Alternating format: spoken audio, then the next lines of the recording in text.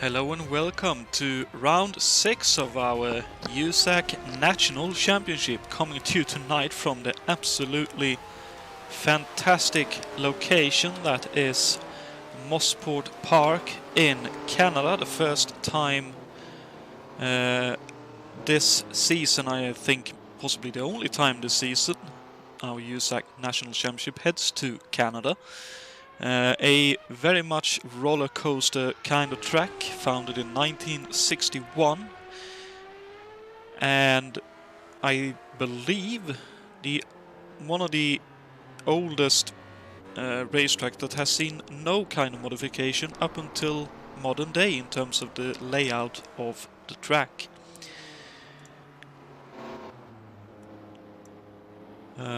As I mentioned, Mosport International Raceway, or Mosport Park as it is also known, is a 2.459 mile road course, which equals to about 4.1 kilometers in length.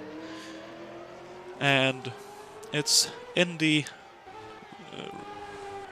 hills around Bowmanville in Ontario, Canada, giving it a very characteristic and very lethal kind of road to race on, as the track unfortunately has seen all across the years. Qualifying is currently going on in the background, so that's some of the cars you will be hearing. But in the championship, despite retiring last time out, David Yates still holds on to the lead of the championship on 1,048 points.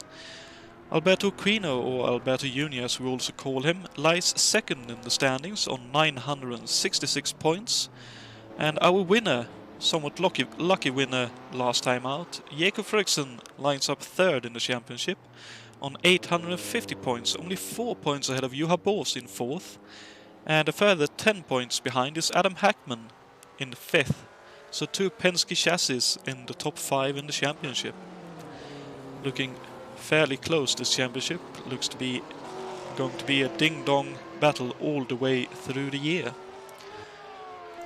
For this race, it'll be a 200-mile race in total, 76 laps.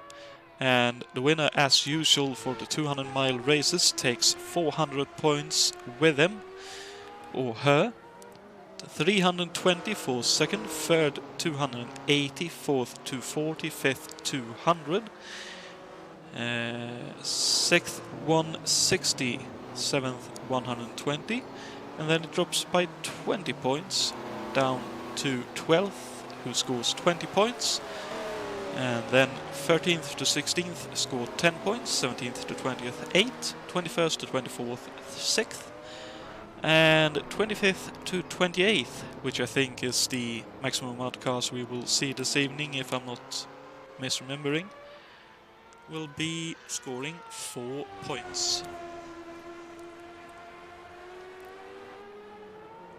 There is 2 things we sort of need to keep in mind for this event. First of which is a new engine in the field, the Drake DT160. I suppose you could say the swan song of the much loved and much revered Offenhauser factory.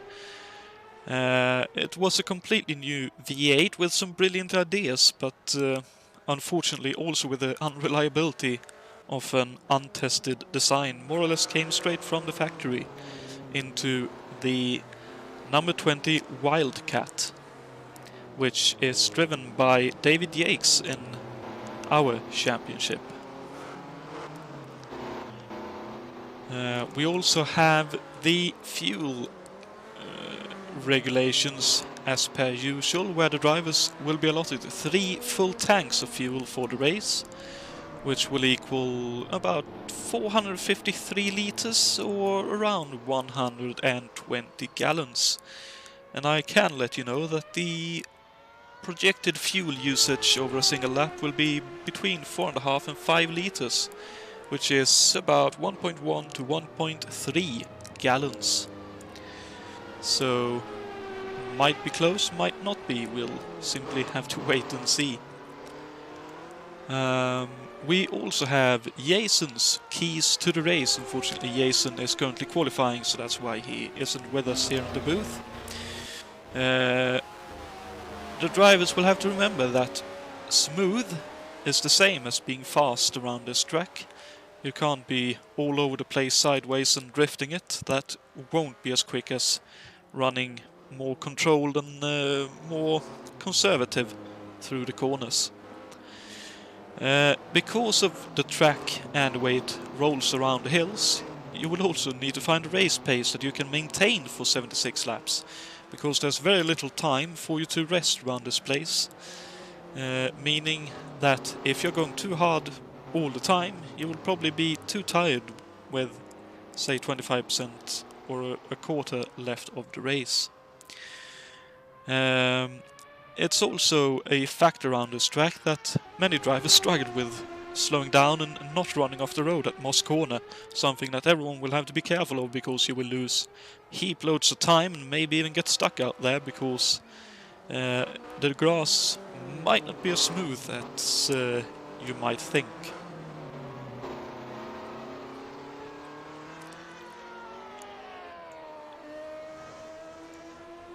And let's see out on track now. We can see that Jason Fitch just ran past us there. Let's see, currently Mikey Grem's on top of the times here. I think he's just coming out of the pits there, so let's actually follow him for this and one more lap and see how him and that Offenhauser based engine in the back of his car, the Timon Gelhausen entry, works around here. Clearly he is very quick, and a bit of a surprise, Jon Team actually second at the moment. Jon is a very quick driver, but this is his first USAC race, and qualifying second at the moment is no mean feat at all with these very, very kicky turbo engine monsters.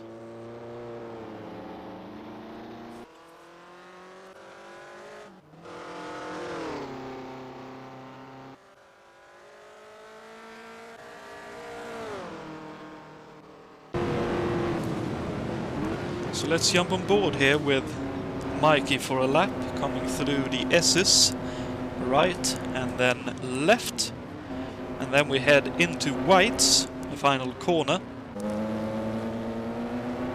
Pretty tricky to get the power down, but looks like Mikey did it quite well. Down through past the pit exit, down into turn 1. Very long sweeping right-hander, then a very tricky, very dangerous corner, turn 2A and B. Also known nowadays as Clayton, the place where Manfred Winkelhock, I believe it was Manfred, went off in the 70s. That was turn 3 at Quebec, as it's known nowadays, and Mikey has backed off over the crest there into this left-hander and then into this very uphill, very tricky right-hander, and then this right-hander is Moss. One of the most tricky places to get the power down, as I've been told by our drivers. And down the back straight, you may know it as the Mario Andretti straight. But back in the late 70s it had no name. Then up again over this crest at the end of the back straight into the S's. Very, very quick. And a little bit of a tight left, and then a final corner again at White's to finish off the lap, and the pit entry on the right hand side.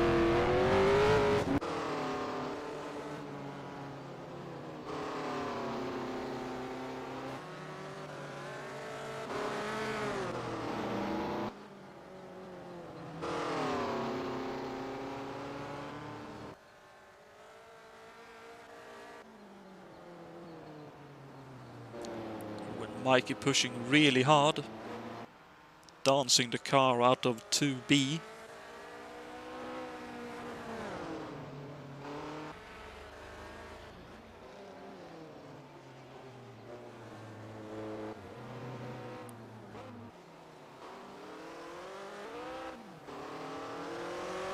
the drivers really have to modulate the throttle coming up this hill and out of Moss, because while they're able to change gears quite safely, the turbo kicking and the wheel spin that induces is very, very costly indeed.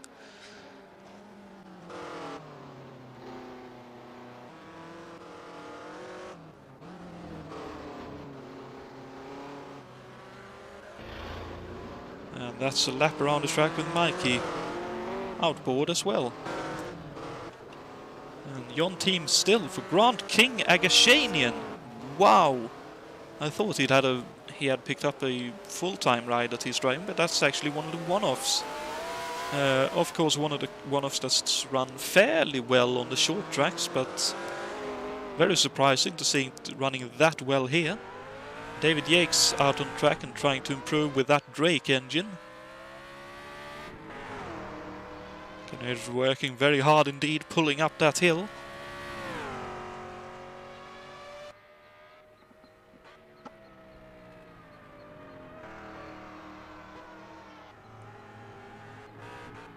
Someone's had an off there, unfortunately. And that's the session over, so Yates unfortunately unable to have time to improve there, but it is what it is. Because of a slight problem with the files, we ran that session in practice, but that was our qualifying session. And we will shortly be in the warm-up session here. We'll just do that while we wait for the session to tick over. There we are.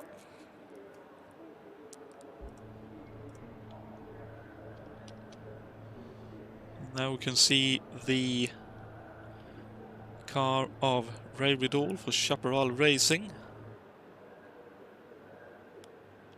And beside him, Jason White's AMC powered car. Still, I'd say, the best sounding car in the field.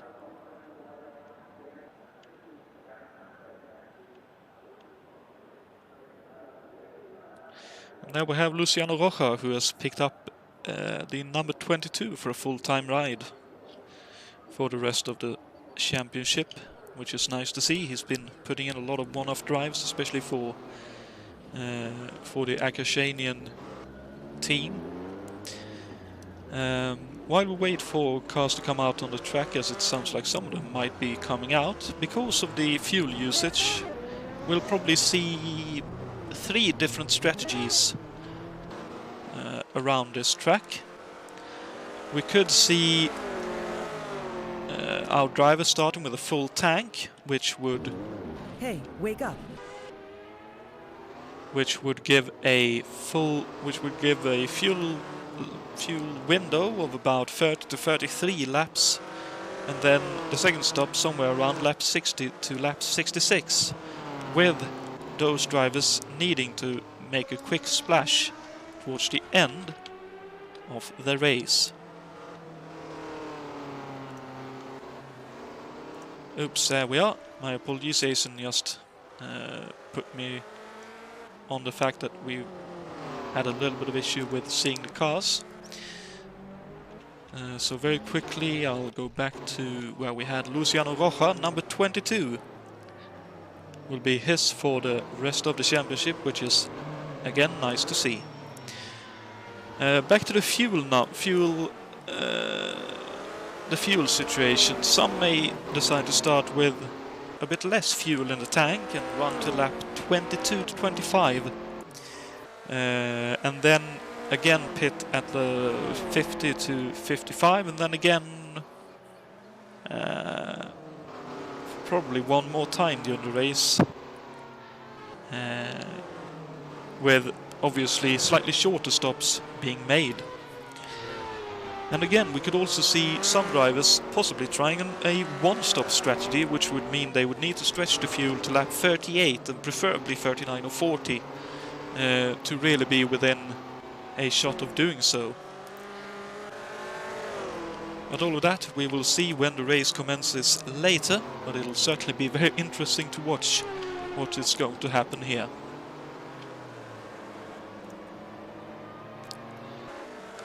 And we also have in the Rolla Volstedt Enterprises entry Dave Miller with his first drive of the year, stepping in for Aniel May on the road courses.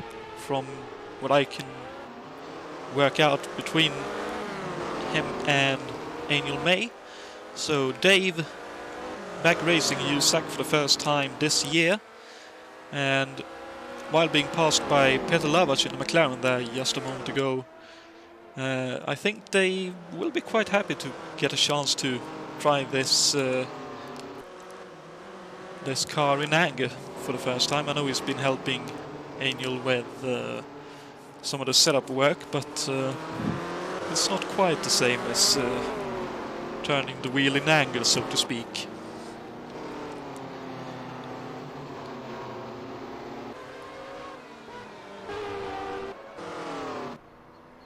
Oh dearie me, and there we catch August Watering with a bit of a moment.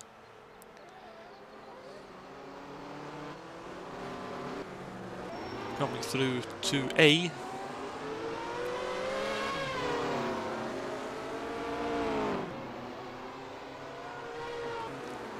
Looks like Ray Riddle is trying to stay out of the way.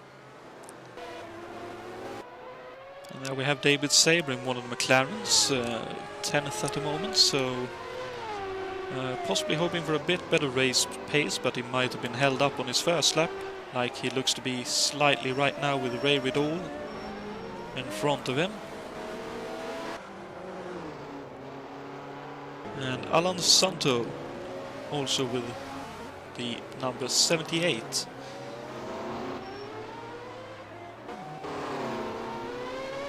Running just a tad bit wide there, but shouldn't cost him too much time on this, getting ready for the race. Here's Brian Yannick in a Finley Vattis Enterprises car.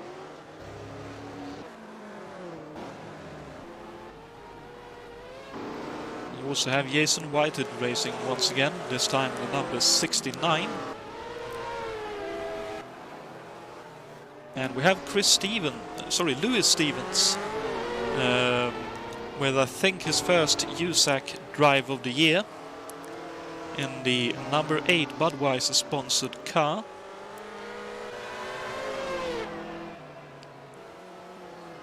Will be interesting to see how he gets on.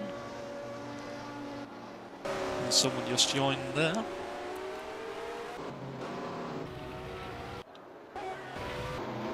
And that looks to be everyone we can expect. We have Jusper Sjöd as well. Buncha Khan, Alberto Senior, Jason Fitch as we've seen previously. Simon Wattman in the Machinists Union McLaren is also here.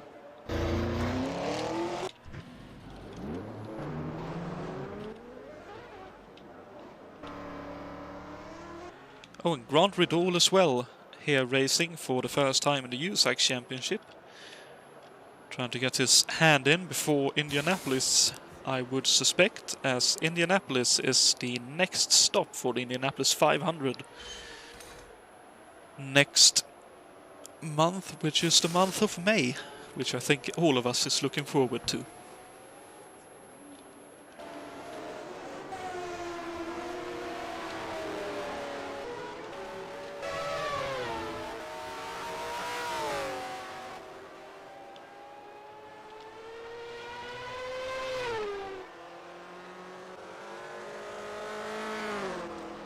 Good to see you here, Berlin. Thank you for the well wishes. I hope you will enjoy the show as much as all of us are, both racers and broadcasters, and hopefully viewers.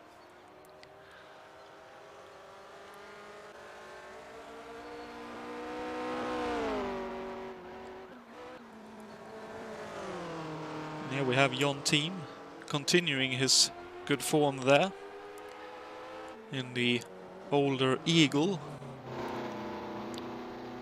Definitely looks like the Eagles are handling quite well around this track.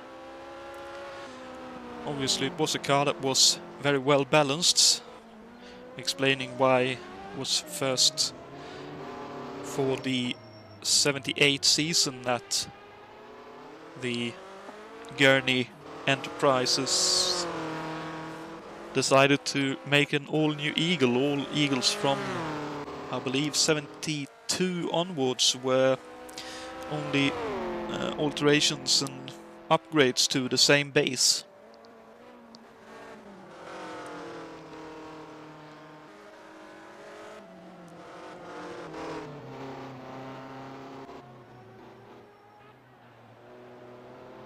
And obviously having a good balance going over all these crests and fast corners will be very sought after by everyone, I reckon. Because the harder the car is to keep going in the way you want, the more you have to work and the more tired you will be and the more mistakes you are liable to make.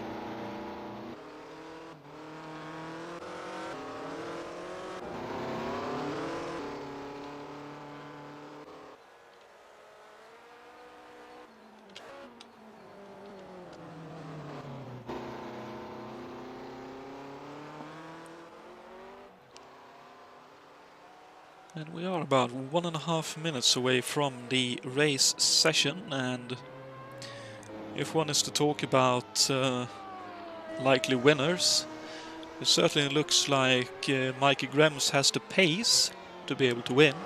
The question is whether he's consistent enough in that. I honestly couldn't tell you.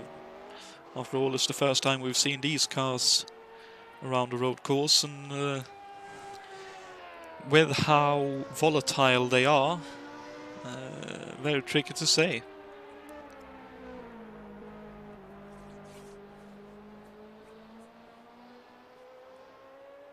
But I think for a dark horse, possibly Jonatan or even Brian Yannick might be in with a good chance, as Martin Lacina blasts up into the top 3 of this session. That's very impressive indeed.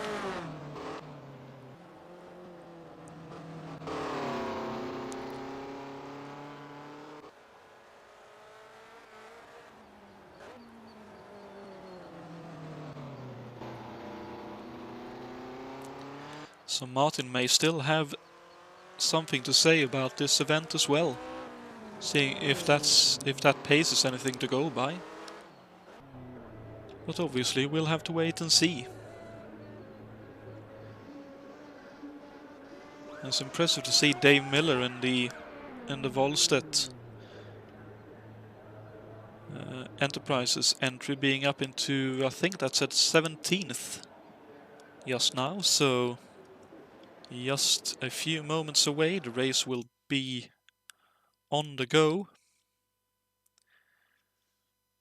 which is going to be a ding-dong of a race, I'm sure.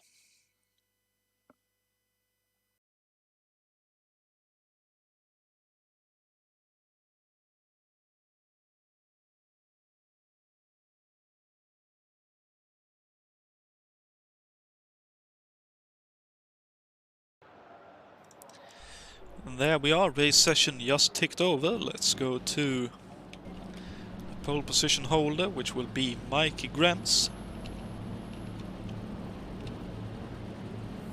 And we'll have one formation lap, and then the race will be underway.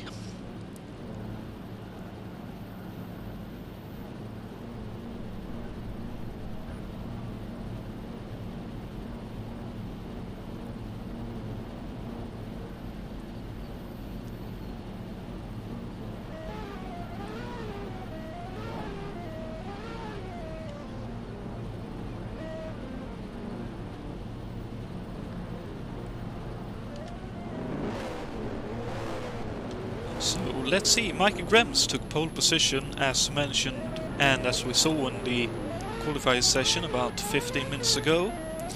Jonatan lines up second on the grid, very impressive indeed. David Yates lines up third, with Cesar Slapinski fourth for Gilmore Racing Team. Grant Rideau lines up fifth for Lindsay Hopkins, and Jacob Fredriksson sixth for Pat Patrick Racing. Brian Yannick lines up 7th for Finley Vatis Enterprises, with Alberto Quino 8th for Interscope Racing. Johan Bors lines up 9th for Ross Pollack Racing, with Jason Whitelin 10th for Hoffman Auto Racing. 11th for Martin Larsina for Sherman Armstrong, and David Saver 12th for the team McLaren. Adam Hackman 13th for Penske Racing, with Jules Bouchard 14th for Leader Card Racers, Ray Riddle 15th for Chaparral, with Jason White 16th for Penske. Lewis Stevens 17th for Fletcher Racing Team, with Peter Lavach 18th for Longhorn Racing. 19th for August Watering in the Dayton Walter Racing car, with Bruno Chacon 20th in the second of the Gilmore Racing Team cars. Alberto Ibañez 21st for All American Races, with Alan Santo 22nd for Alex Morales Racing. Jason Fitch 23rd, with Simon Watman 24th. 25th for Luciano Roja, with Dave Miller 26th. And Dave Miller actually rounds out the grid for Ralla Volstead Enterprises, as the field just tries to get through what looks to be Moss Corner.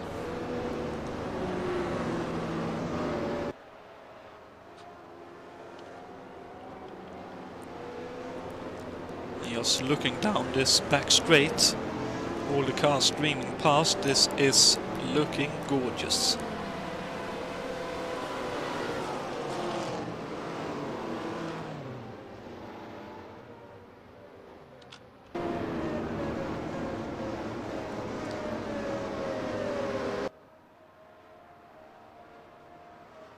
And soon the Stingray safety car, driven by a good old friend Bob Wilson, will be heading into the pits, and green flag will be out. Oh dear me, are we restarting, I wonder? Looks like we are, for whatever reason.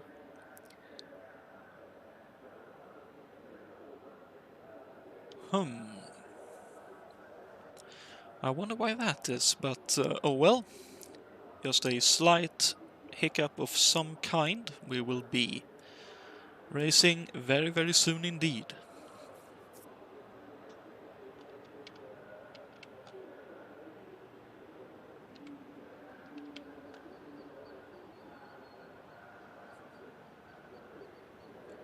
Hey there, Gabriele. Nice to see you here as well.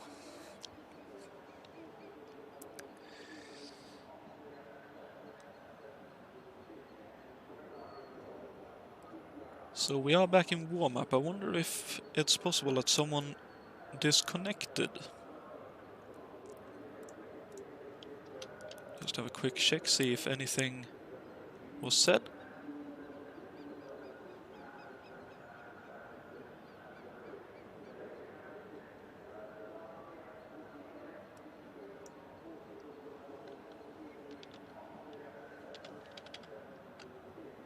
Okay, so by the looks of things, there was a slight disconnection issue out on track.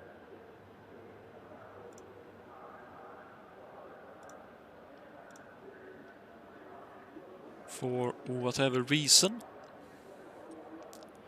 But we'll probably have a couple of minutes and then we will be back in the race session, hopefully with no further issues.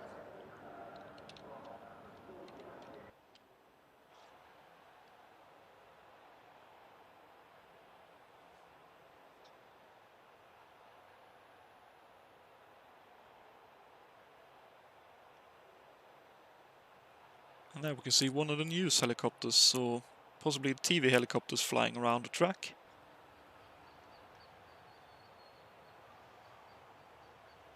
Actually looks like a police helicopter. Interesting. Well.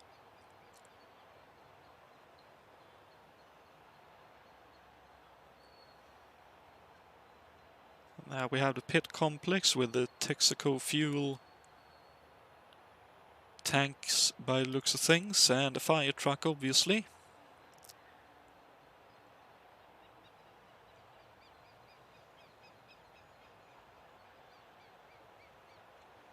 Just one of those very beautiful, picturesque tracks around the world, and happily still in use and offering up some really good racing all across the years.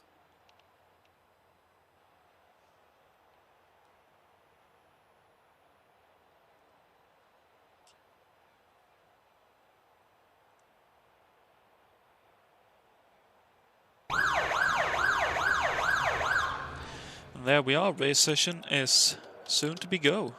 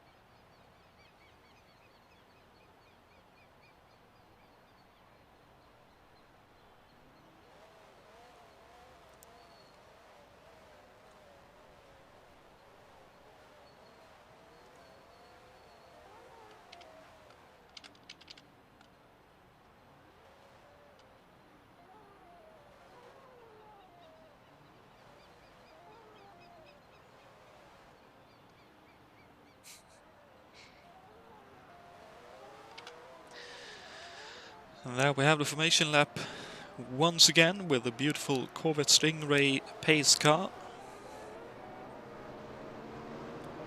And the field streaming past. Brian Yannick with a bit of a slow getaway there, but shouldn't cause any major issues.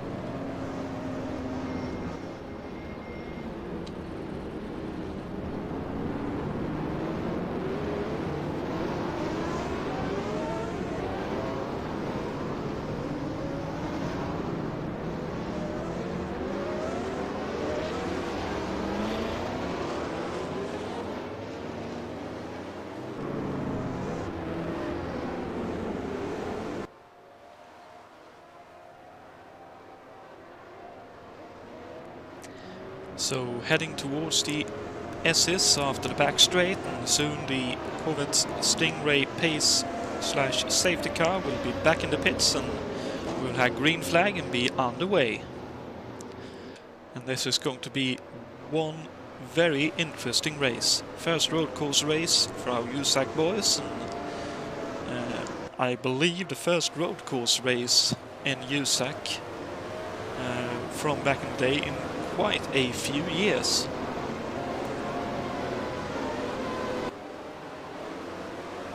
So let's see what's going to happen here as green flag is out and the race is underway. The Jon team with a dreadful start.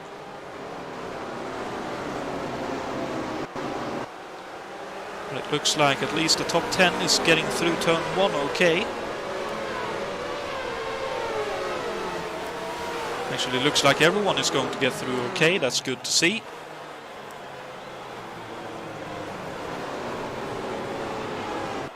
And Mikey Grems has the lead at the moment with David Yates in second and Jon team holding on to third.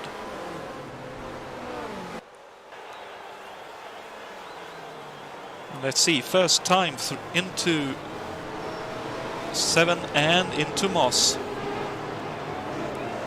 See if everyone is able to... Ooh, Lazina a little bit wide there. It looks like everyone is going to be able to slow down enough and get through Moss without running off the road. If only just. Nice to see that everyone survives that one.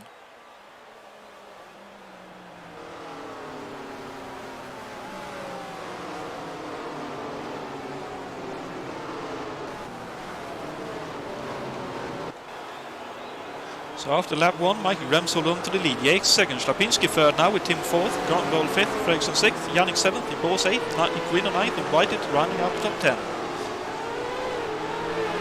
Some close action there. I think that will have been one of the Fletcher boys fighting with Brian Yannick.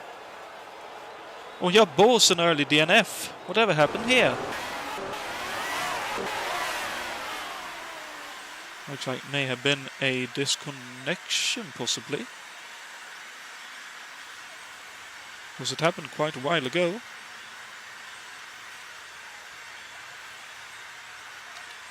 So unfortunately, Johan Bose out of the race. Michael Grems goes through Moss. With Yates and Slapinski following him, with Tim running wide. That could open up an opportunity for Ron Riddall down the back straight. Also noticed in the background, the car with one of the drivers behind had their brakes fairly well locked up. It looks like they were able to stay on the road and hold on to position. As does Jan Team in fourth at the moment.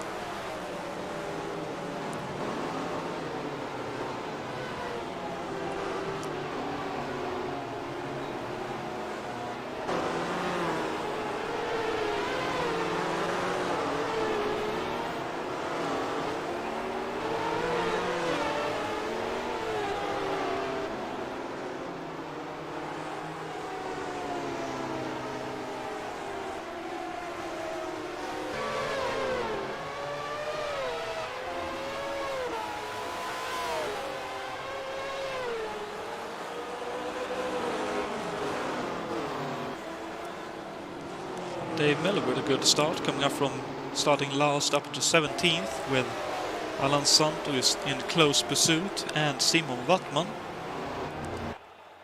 Oh, and Luciano Roja in trouble, having lost his rear wing. Let's see if we can possibly find out when or where that happened. Oh, looks like a moment coming down the hill. It was indeed, so in the dirty air, in behind the cars. Ran just a little bit wide onto the grass and span, and unfortunately the car found the outside barriers quite hard as well.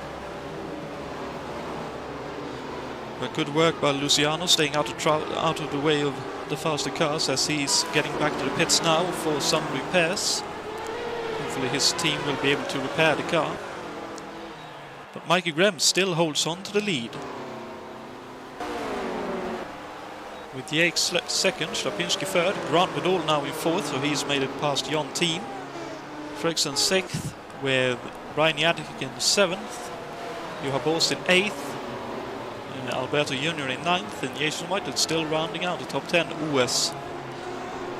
Iquino has quite a bit of a lockup going into turn 3.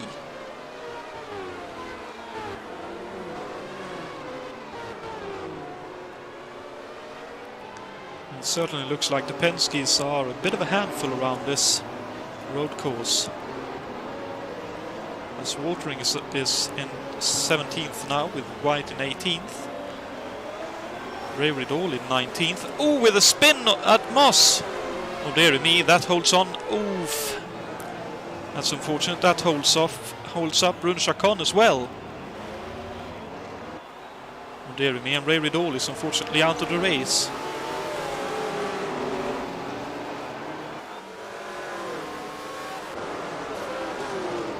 So Wattman 24th, with Fitch now 23rd, with Santo 22nd, Chacon down to 21st, with Dave Miller up into 20th, 19th, make that 19th.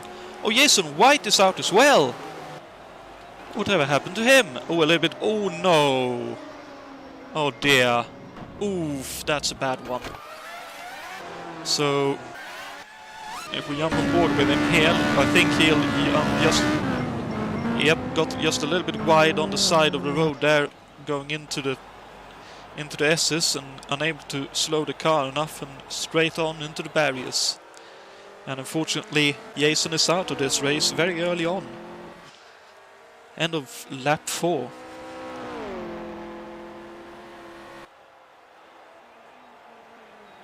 And that's one of the dangers around this track.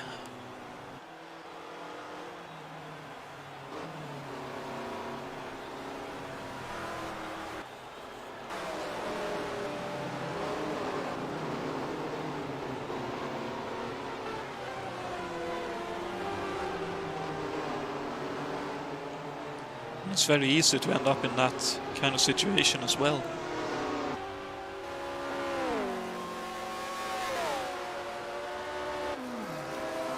Ooh, looks like a decent battle here. Also gives us a chance to listen to the beautiful AMC engine.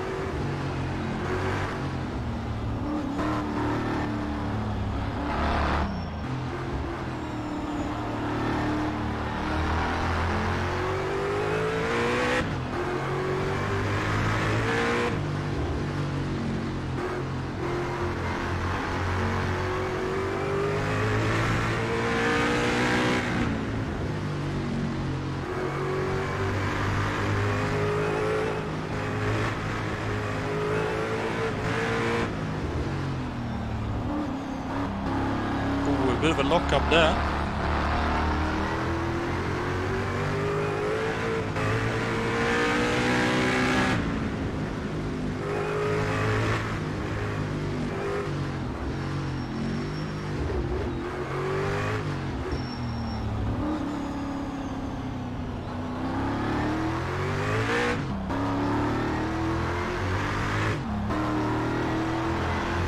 Oh, and here he comes. Oops, wrong button, but there he goes, around outside down the back straight. And Simon Wattman gets past Jason Fitch. On the acceleration, a little bit better modulation of the gas possibly. Oh, and a big crash for Alan Santo. Oh, and Jason Fitch has a moment in response. And unfortunately that's one of the issues with this particular track. Not sure why that is, but there is a bit of a moment where the car may dig down into the grass and have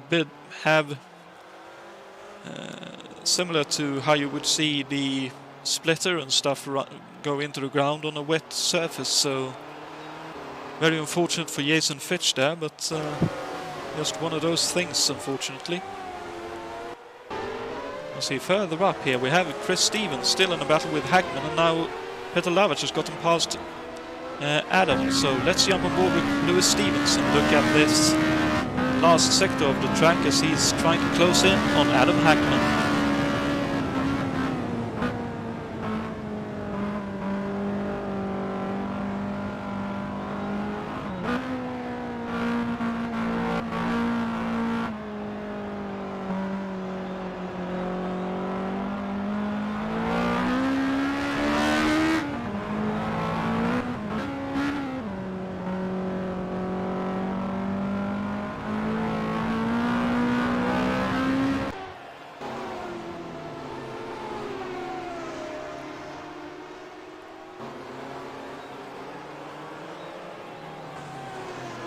And David Saber up ahead with a bit of a lock-up, but he was able to hold on to the car, and he has Jules Bouchard for company going around this roller coaster of a ride.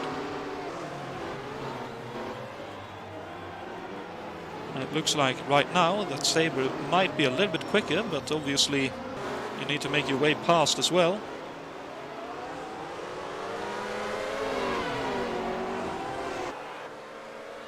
And one place where he could have a good opportunity is where he might not be quite as good as Bouchard on the throttle coming out of Moss. As we could see that Lavach was able to close in early down the straight with better acceleration, but then he doesn't quite have the top end speed to keep up with neither Bouchard nor Saber. Oh, but Bouchard very wide there. But fortunately for him, Lavach and Saber is occupied with each other instead, so Bouchard holds on to his position for now in 12th. Oh, but Saber looking for a move there. Thinks better of it though. This is turn 2 and 2A, 2B is not quite where you should be looking for a move.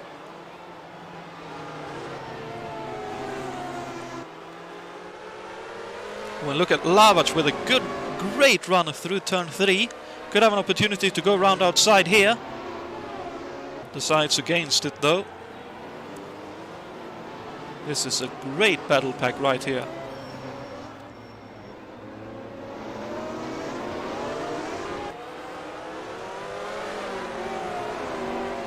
And looks like it is battle packs forming around this track, similar to how we get it on ovals. with this 5-car train fighting, and then it looked like Lasina and Whited are more or less fighting each other here. And then Bors and Equino running together as well, and then we had a bit of a hack running somewhat close up here with Ferguson team, and just ahead of them both Grant Vidal and Cesar Shlapinski. And that Coyote looking a little bit loose.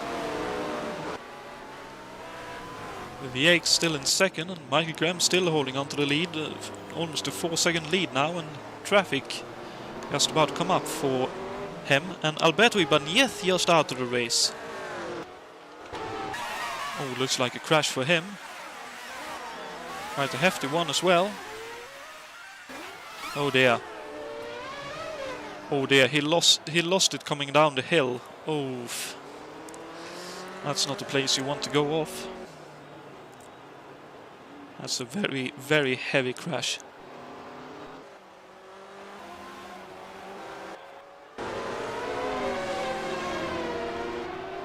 This battle pack still going on, now 4 cars strong, because it looks like Bouchard has gotten away a little bit. But Hlavac has passed Saber. So Hlavac having a good race so far, climbing up the grid.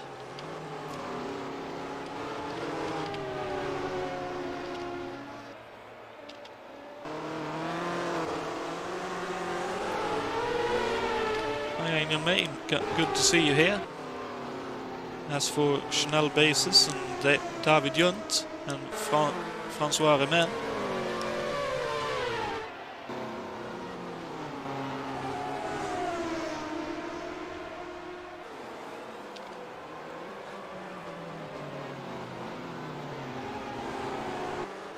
Hlavac now tries to chase after Bouchard, and the battle is still going on for 11th and 10th here between Whited and Lasina.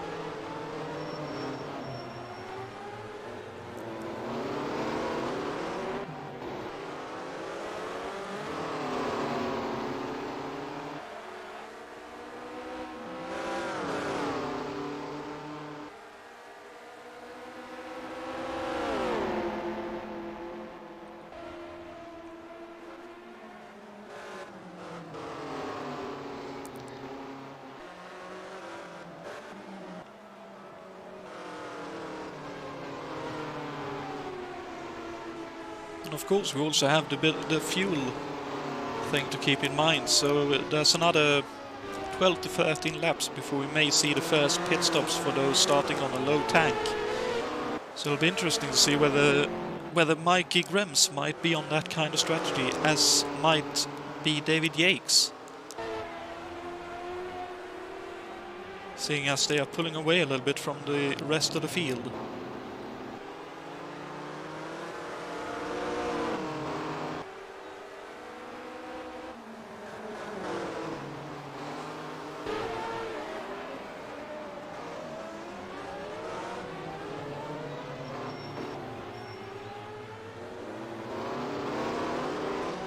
Looks like Lasina is struggling just a tiny bit to keep the car on the grey stuff coming through.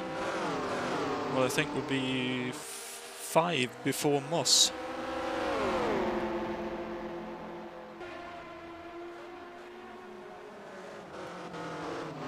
But right up Whitehead's gearbox coming through the S's.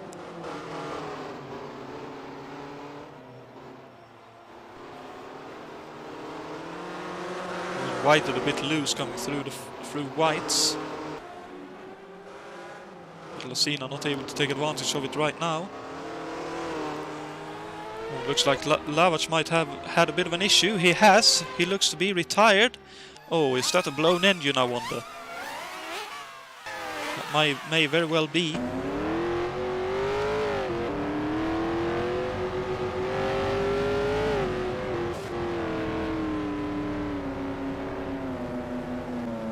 That looks and sounds like an engine issue.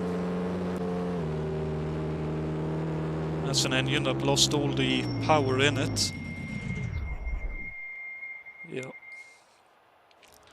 That's very unfortunate, but that's also one of the dangers that coming to almost a standstill and then having to accelerate again might result in. When Grant Vidal, I noticed there, up into third. So he's gotten past Slapinski. And Sabre and Watering has, or at least Sabre has dropped back a little bit from the battle pack he was in, because Stevens is now ahead of him, as is Hackman.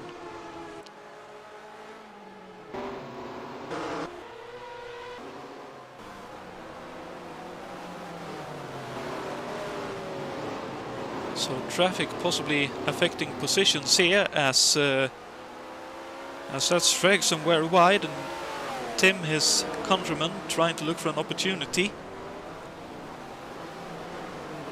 Not able to make use of it and drops down.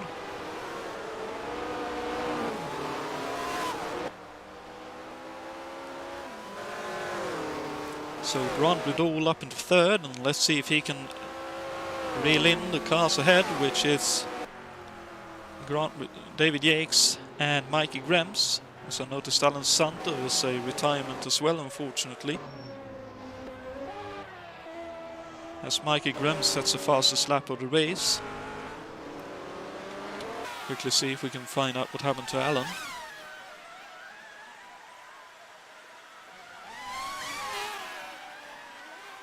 Unfortunately, it doesn't look like we'll be able to find out what happened there.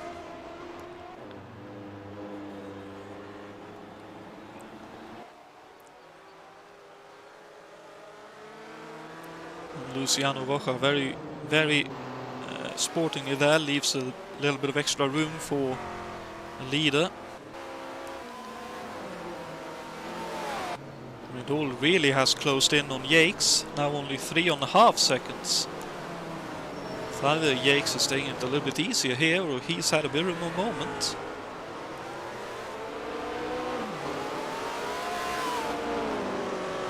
And this is definitely the race for the underdogs. Both the Finley Mattis Enterprises entry and the Agashanian entry in the hands of Jon Team up in the top 10, and running well inside the top 10 as well. Let's ride on board here with Brian Yannick for half a lap to a lap and see if he can get any closer to Tim ahead of him.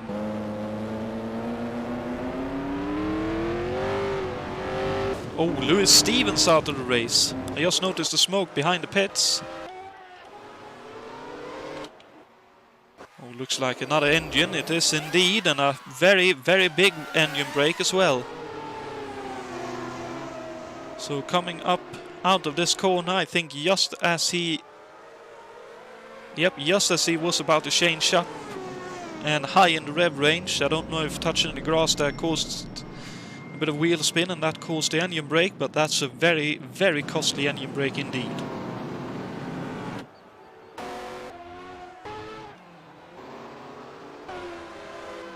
And Lacina has passed Whited in the meantime.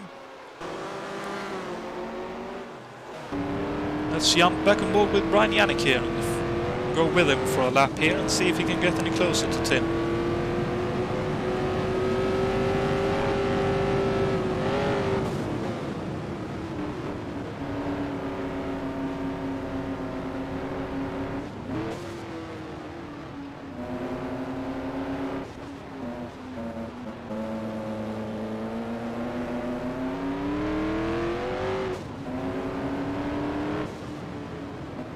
That's unfortunate for Yannick. Roja, while sporting, letting everyone by. Didn't quite see Yannick being that close, and that will have cost Yannick a couple of attempts, I reckon.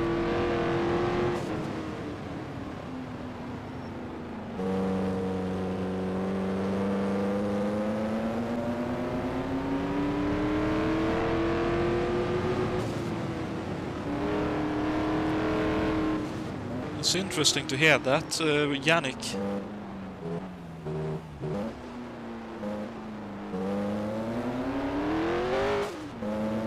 Seems to be running very low, using all the grunt of that Offenhaus-based engine in the back of his Eagle to go through the corners. And compared to some of the other engines we've heard, like the Drake and the Cosworth especially, it sounds to be revving quite a lot higher.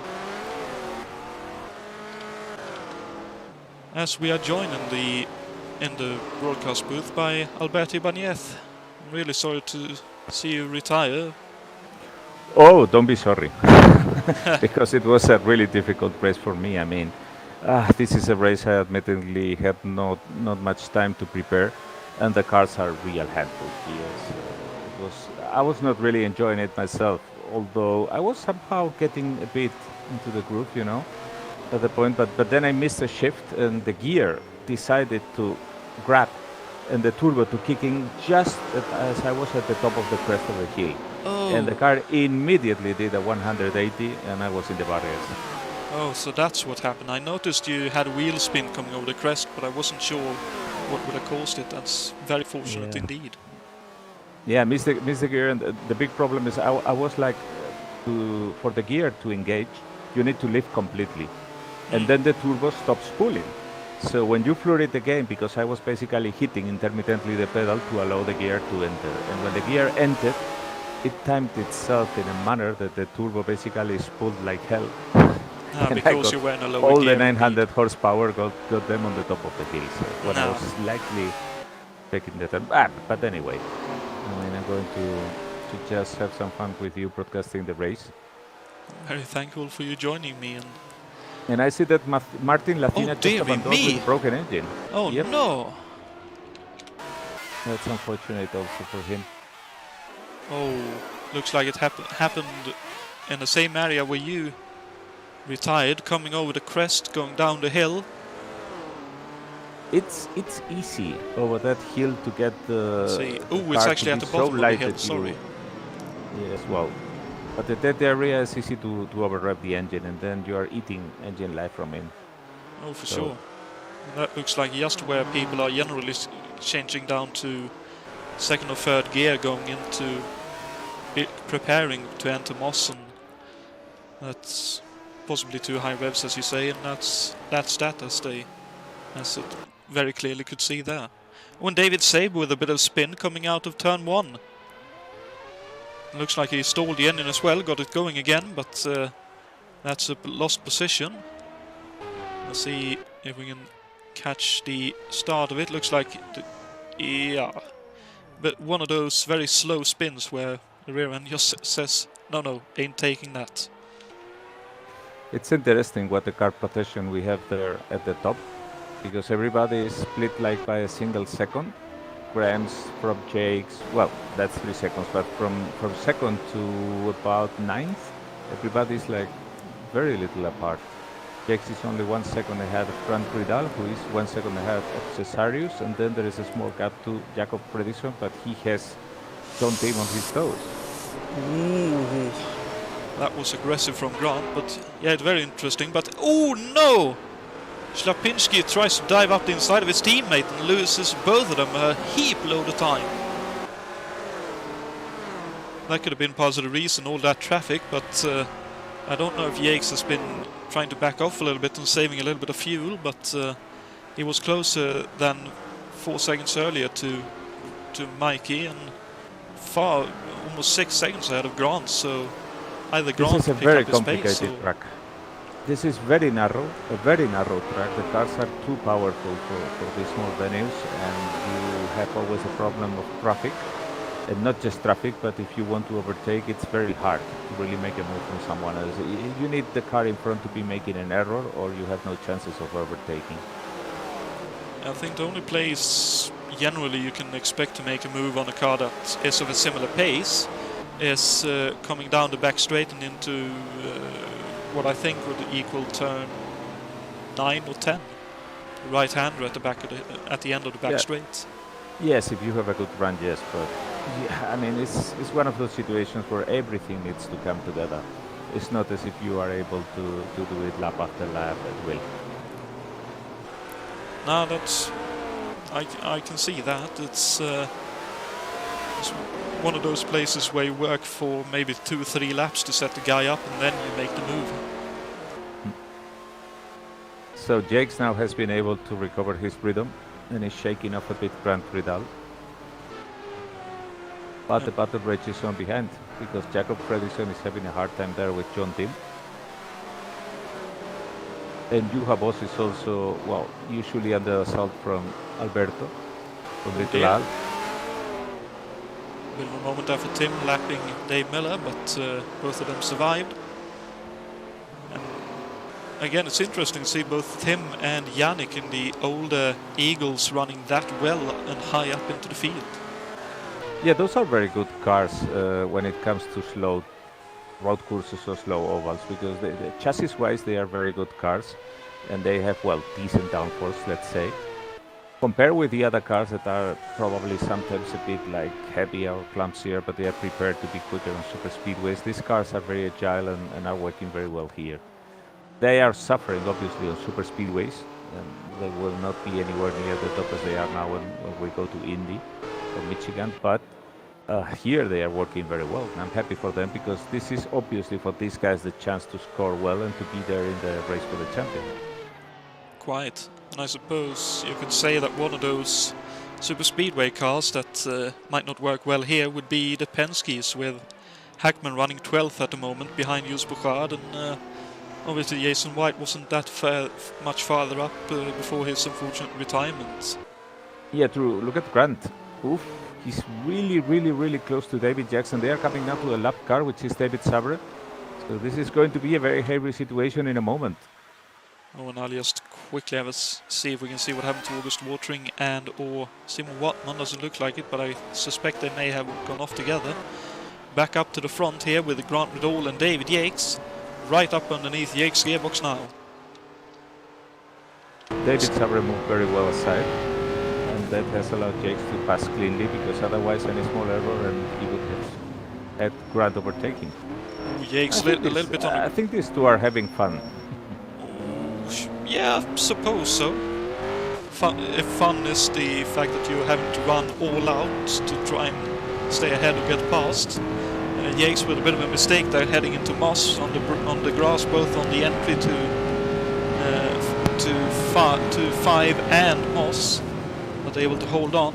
Oh, wide again for Yates. I wonder if he's struggling a little bit with the tires here. It could be, because they tend to overheat. On a great line through whites as Graham sets another fastest lap, now 9 seconds ahead of this battle for second. Really showing that that car is... Pardon? Anyway, I think it's 6 seconds, I'm not sure, that's what I'm seeing in the table. But anyway, it's a sizable thing, that's for sure. If he doesn't put a foot wrong, he's going to run away with this race. He certainly has the pace to do so, but as you say, he needs to stay out of trouble, which is much easier said than done and around this roller coaster. As Yates again wide, definitely struggling with something, most likely the tires. He had a lockup going into 3 as well. Oh no, Grant has blown his engine! Nah, barbecue there. Probably too eager hitting the rev limiter. Well, there's actually no rev limiter as such, but hitting the point where the valves are floating. Well, I think on board it looked like they were coming over the crest, but it's probably, like you said, just a few too many revs before he decided to change, or a mistake while changing, and that's it. Deary me, that's unfortunate for Grant. It's going to be a survival race, that's for sure.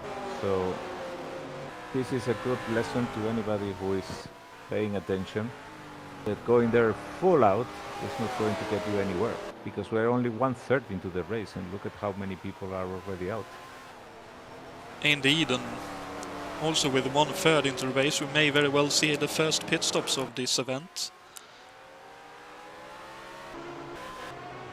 If any of the drivers started with a lower than a full I know tank. Everybody was like a bit like expecting something to happen, because we are running full Porsche yellows here, but that has been none so far. So indeed there could be drivers that, I know some drivers are going for a 2-stop strategy, and others were hoping to be able to make it on 1 if there are some yellows. But so far, there's none of that. No, indeed, and if it runs green all the way, those running one stop.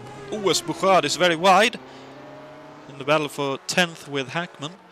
Those running the one stop and those obviously running a 2-stop will need to make a splash, especially those running the 2-stop strategy. I'm fairly sure will have to splash. And if Yates thought that he was going to have a peaceful race now that Grant is gone, he was very wrong, because Cesarius is now eager to get on his tail. Well, they're back fighting with each other once again. I think they've had a couple of fights earlier in this championship, so... There you go, two very quick drivers from ISO impersonating two excellent drivers from real life, A.J. Foyt and Gordon Johncock. Quite so, and both drivers very, very successful at their craft back in the day. And to be fair, could probably, even today, put on quite a good show.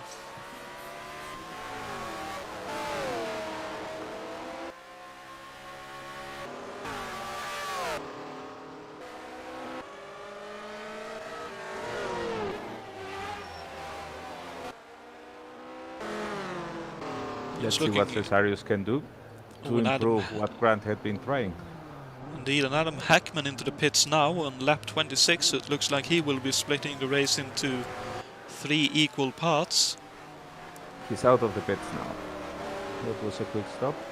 I know that tires, maybe some drivers are thinking about stretching them to the end, because there doesn't seem to be too much of a tire wear here. And you lose much more time than refueling if you're changing the tires.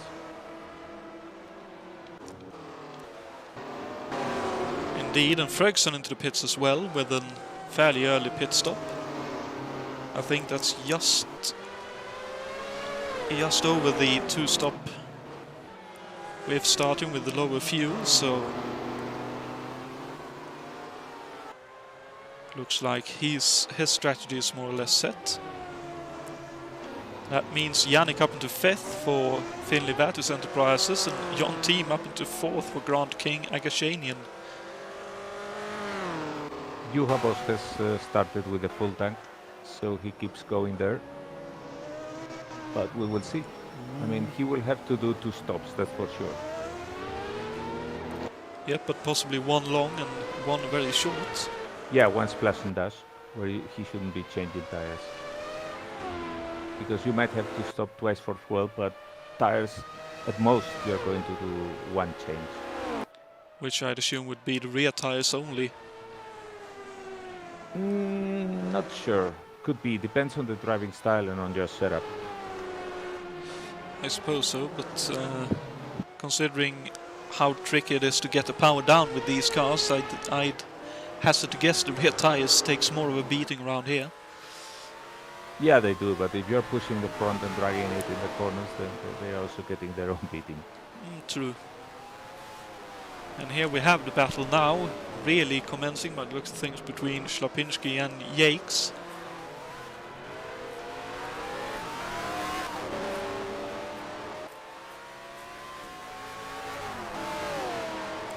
Well, it looks like that Drake engine works quite well down the straight, able to put the power down quite well out of Moss. Yes, Drake engine, that V8 was the attempt by the Offenhauser factory to stay in the game. It was an engine prone to overheating and with all the usual trouble of the new designs. It had some very interesting solutions, but in the end it could not save the factory, which is a shame. Their 4-cylinder, the mythical 4-cylinder Offenhauser, it had been basically outlawed because they had imposed on it so many restrictions that it was no longer competitive. And this V8 wasn't successful, but it was also too little too late. It's interesting though, because it's a battle now between 2 alternatives to the DFX. The car, the AJ Foyt car, Toyota, it has the old 4 engine, while the car in front, the Wildcat, is the experimental, or well, let's say the just created Drake V8. Quite the old Ford would qualify as the Foyt engine, I'd assume, where Foyt lost Ford sponsorship and went his Yeah, own no. way. When Ford pulled out of the competition, AJ Foyt purchased the assets and continued to develop the engine, and it served him well because due to the rules change lowering the boost pressure in 74 after the accidents and the drama in 73, that made his engine much more competitive against the open houses. And that's why he was able to be on the top from 74 to 77 when he actually won Indianapolis for the 4th time. But then it was the rise of the Cosworth, and by 78, as it's now, the DFX was actually the quicker car around. Right, and I believe the DFX would more or less dominate up until pretty much the late 80s. Aha, John Tim in the pits now. Oh, interesting. So that's lap 30 for him. And another car in front of him also going out. And that was Brian Janik. Oh, interesting. So both of them pitting at the same time. And Whited slots in just in between them, but I'm not sure Whited has pitted yet. No, he hasn't.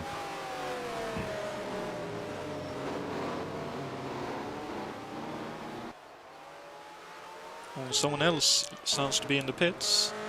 None of the leading cars though. Suppose it could have been Bouchard. Yes.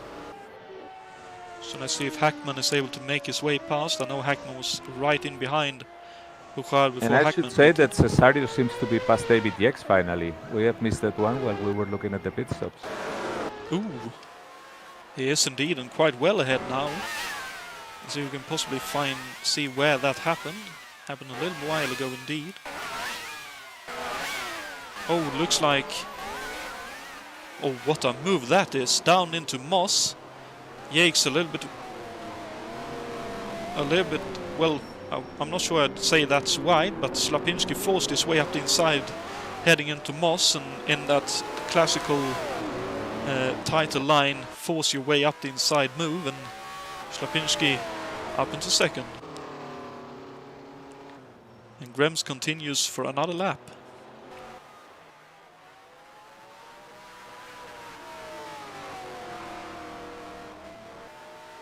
And if that time is correct, that's now 17 seconds ahead of these boys, and Slapinski looks to be heading into the pits, as is Yates. So battle of the pit crews here.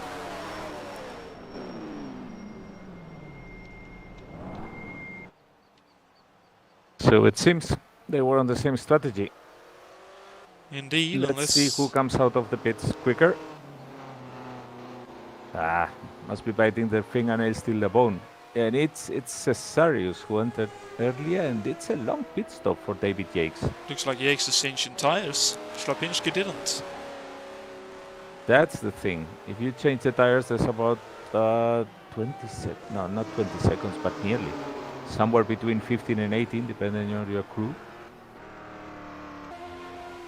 We will see if Cesarius is able to stretch those tires till the end of the race, because we're on lap 31. Of course, he has a second pit stop to do, but... And Fredriksson up in and fourth. Little Al is in the pits together with Jason Whited, and they have collided because it seems that Whited was slotting right in front of him as Little Al was exiting. Oh yeah, just a little bit of contact there. Didn't look to be too heavy. Hopefully no problems there. As Tim is out of the race. Tim and... Was it Saber, I think, out of the race as well? It's really unfortunate for Jon. He was having a great race. Accident, so it must have been... I'm not catching it in the replays, but... Well, I've got it now. Let's see.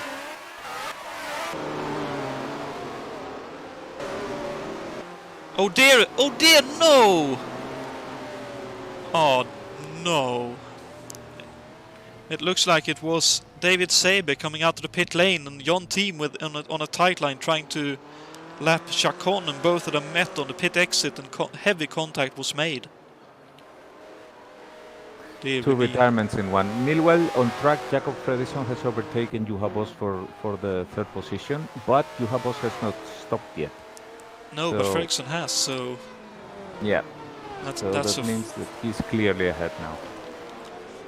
Yeah, I think Juha might have a...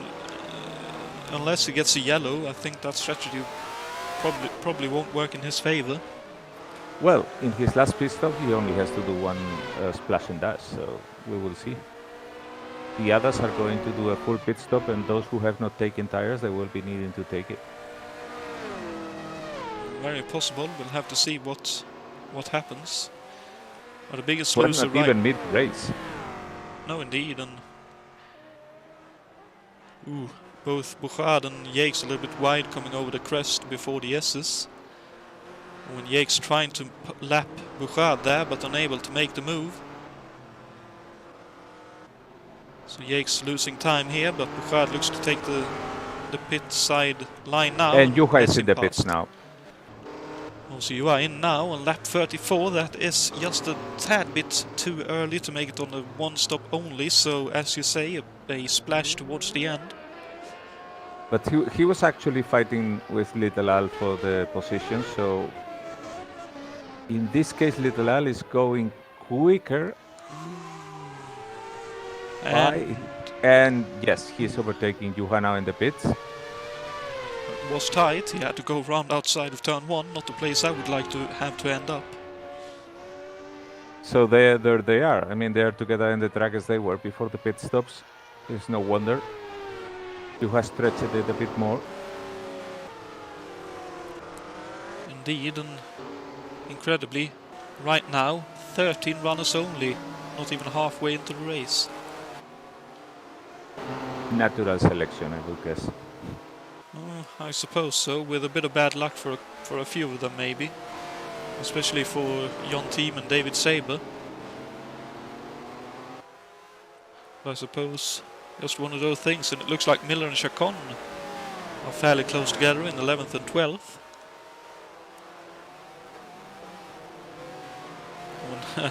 I think that's smart. Jason White wanting to lap both of them.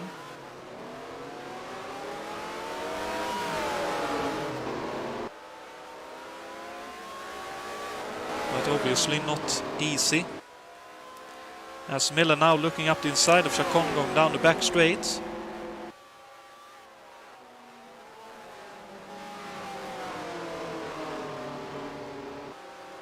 And it looks like from the attitude of Miller's car, he feels he is a little bit quicker than Bruno, but I don't think that Volstedt Enterprises entry is quite quick enough in a straight line compared to the Toyota.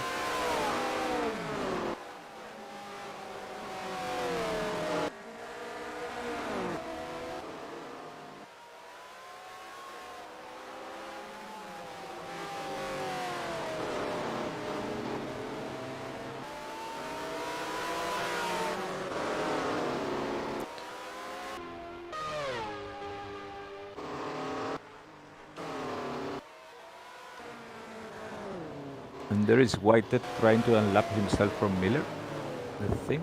No, lapping Miller actually. Yep, and Miller ain't making it easy because Miller is battling with Bruno, who's just ahead. So it seems. So Jacob is now bit by bit getting closer to Cesarius, who I think is driving with a cast arm. I'm not sure if he still has it, but if that's the case, it's amazing. He's certainly doing an incredible job here. First thought I had when he said I'll try to learn to drive with a cast, I thought, well, at least it's an oval, so might be a little bit easier. And then a little bit later I realized, oh no, they're going to Mosport next. It is indeed. It's quite amazing. Jacob doing a very nice drive with that Wildcat with a different front nose. Representing here Steve Krisilov.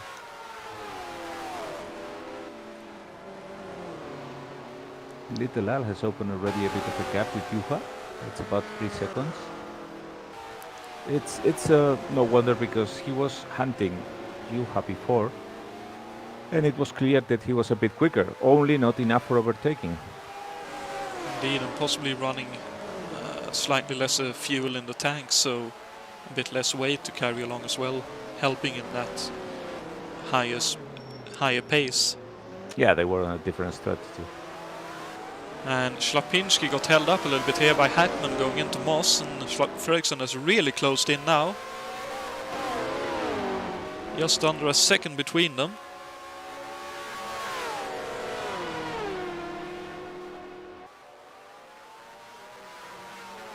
But that Foyt engine still pulling along very nicely down the straight.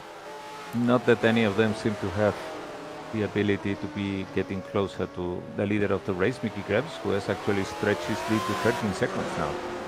Part of it is obviously he's quicker, but another part of it is all the fights that we have been seeing behind him. Indeed. It's very much a case of if you squabble among yourselves, those who aren't is definitely going to be going quicker with all the alternative lines and slightly different braking and different concentrations that you have to go through when you're battling with someone else. And it seems that Jacob is already there, but as we have said many times, getting there is one thing and overtaking is a very different proposition altogether. Very much so. And Schlapinski a little bit wide, a little bit sideways going through 5, and I honestly thought he'd miss Moss corner altogether, but he was able to gather it up. And I think this is one of the tracks where the mental fatigue is going to be at its highest, because the concentration you need to be having to be able to drive these cars here is incredible. For sure. All those blind corners, you don't see the exit, and you need to aim for an apex that you have absolutely no real vision of where it is. And then having to be delicate enough with the throttle and all that that's exhausting enough. But doing it in the midst of a race pack, that's something really, really tiresome. For sure, and I think everyone will be happy when this race finally is over, as Miller has gotten up into 11th past Chacon. Rocha now running in 13th. A few laps down though, unfortunately, after his earlier accident. And this obviously very correctly, I suppose, with all the retirements, is a bit of a car breaker track, especially because you can't see the apexes. If you make a mistake, there's no runoff, so whenever you go off, While I was driving before, there was a scary situation there where Bruno Chacon hit Brad Vidal, because I was following Bruno and we came out of a corner and Rai had spun and was there completely crossed in the middle of the track.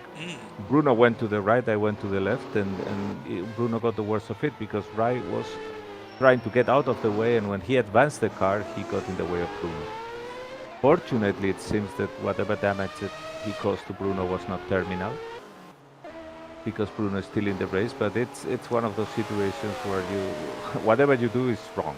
Because if you move back, he would have hit me. If he moves forward, he hits Bruno. And staying in place, maybe we both would have hit him. So. Very much so. It's a lose-lose situation, which can be the case in some corners where there just isn't room enough to get out of the way. And this Moss corner especially is one of them. And I would sort of hazard to say that that the chicane at Sandown, like turn 2-3, would be another such place if you end up on the racing road right there. And poor Jakes doesn't seem to be able to have today a comfortable race, because now it's Brian Janik who is hunting him down and getting quickly behind him. Not so close as Cesarius and Jacob are, but very soon will be the same. And I think that one thing that everybody can see, and it's very telling, about how narrow and complicated this track is that with all the time that Jacob has been there, same together with Cesarius, we haven't seen him be able to pull a clear overtaking maneuver. No, indeed, but he may have an opportunity now because traffic is on the way. Oh, Slapinski sideways. This could be Fredriksson's opportunity. Up the inside, over the crest, and up to second he goes. There you go. We told it before. It's a matter of making the most of the errors of the drivers. Now they're coming to Bruno Chacon. And both of them wide at Moss because neither of them were used to that situation. Fredriksson running on his own and Slapinski with a car in front. And if Fredriksson doesn't have the lettering above the car to know who the driver is, he might be thinking that Cesarius got in front of him again, because that's a sister car. But no, it was actually driven by George Schneider in real life. AJ Foyt's faithful mechanic who had been with him like all his life. And AJ Foyt basically rewarded him by allowing him to drive the backup car in some events. A very nice thing to do, but also quite risky, I'd say, considering the way of back in the day where a big crash could very well see the end of a driver's life. AJ Foyt always gave a car to Schneider for Indianapolis, but in '78 he actually, Schneider actually made, I think, about 90% of the races, most of them, yes. That's very impressive and very nice to see. And impressive it must be said as well for, well, obviously mechanic, he will have driven a lot of cars and driven a lot of miles, but be able to be that consistent and that speedy to be able to consistently be given the car, he must have been quite a peddler. He was, yes. And meanwhile, Jakes has bought himself a bit of room with Brian Janik, which must be nice for him. Indeed, and I think that Janik is running the very basic original Offenhauser, so he shouldn't quite have the pace to be able to challenge Jakes, but... Jacob now getting held behind Dave Miller. This is a section where it's very complicated to leave another car by. But there we go, both of them able to get by, but Fredriksson wide.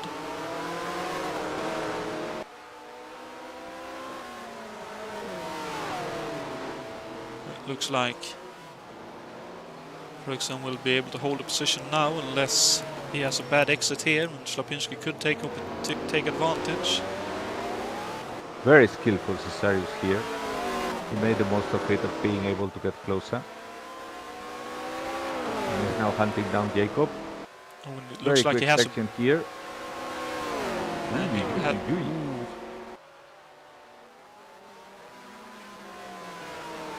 Yeah, it's you need an error on the part of the other driver. Otherwise, it's nearly impossible to get by here.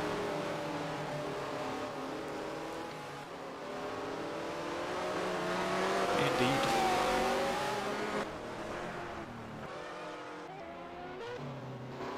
And unfortunately for us, it looks like everyone else is running with a bit of a gap as Hackman has retired.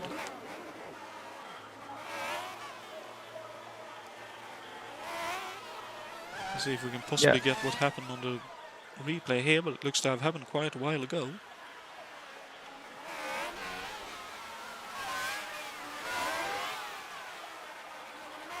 So yeah, there is a bit of a cease of fire now, as Jacob has been able to open a bit of a gap, 1.5 seconds between him and Cesarius, and the same goes for Ryan versus David. And do we have today trivia question? We do, and we can have a look at that, since we have a bit of a lull in the action. So, the question for you all today: who won the very first IndyCar race held in Canada at Mosport on July 1st, 1967? Was it A, Dan Gurney? Was it B, Bobby Unser? Or was it C? Jim Clark. Any initial thought on who it could have been, Alberto? Oh, 67, you said. Uh-huh. 67, Dan Gurney, I think, was racing in Europe. And Jim Clark? I don't know. Formula One in Mosport, yes, but not IndyCar, unless he was entered. So I would say Bobby answered, but 67?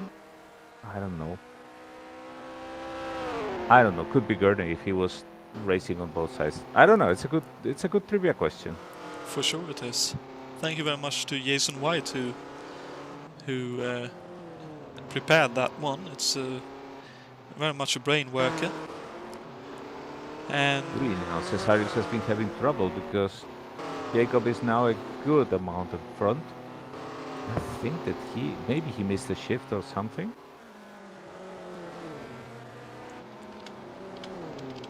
No, I'm not catching it in the replay. possible, but I was going to say very close. It was very close between Yates and Yannick a moment ago, but Chacon, as a lapped car, ended up in between them now. And yeah, that was very skillful from Jakes. How he put Chacon in the middle when they were coming to this tight, complicated section. Jakes is really a mastermind when it comes to doing such things. You can see it in the way he outsmarted everybody with the pit stops at Texas. And the way he's able to use traffic in his benefit is nothing short of amazing. For sure. He's very veteran and very skilled. Mm-hmm. And still, even when under pressure, he's very Juha is out of the race. Oh no! We did miss that. No, it says he's still running for me. Okay, then it must be the duplicated car because I was scrolling through the list. Oh, but Alberto Junior out. Alberto Junior just retired, going at. Oh no! What happened there? Oh, looks from the sounds of things and looks of things, he had a stuck throttle maybe. We just missed the timing of the gearing. See on the board with him here. It looks like it's just a little bit too late on the brakes going into turn one, a little bit too long on the throttle, and unfortunately ran too deep onto the grass, lost retardation, and out into the barriers he went. Well, that was it. Very much like Danny Young guys not finishing many races which hurt. Indeed. No, and the real Juha Boss is now in 6th position. Therefore, but he's in no man's land because he's quite behind Brian Janik and quite ahead of Jason Whitehead. So, race to pick some points for him. Janik now really close to Jakes thanks to a lapped car, which is in this case Dave Miller. When Dave with nowhere to go actually has to take to the grass there to let both of them by. But damage already done for Jakes and Yannick now with a good opportunity.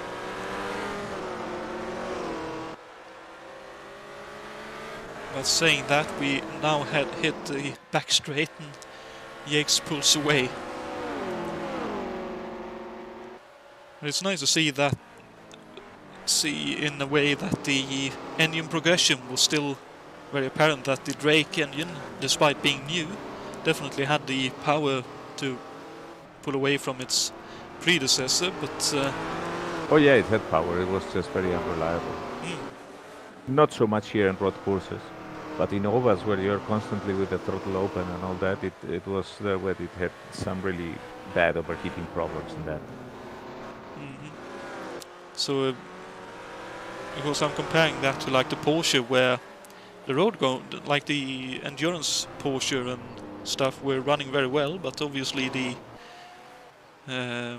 Porsche engine they sent to kart and later to F1 was not quite as successful.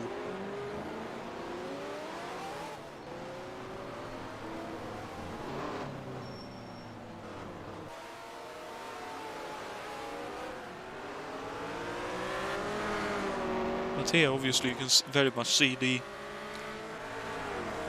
that the progression was there, and unfortunately, as you say, the engine came too late. If they had maybe worked on it a little bit earlier and got it ready before the season started, that could have been a very different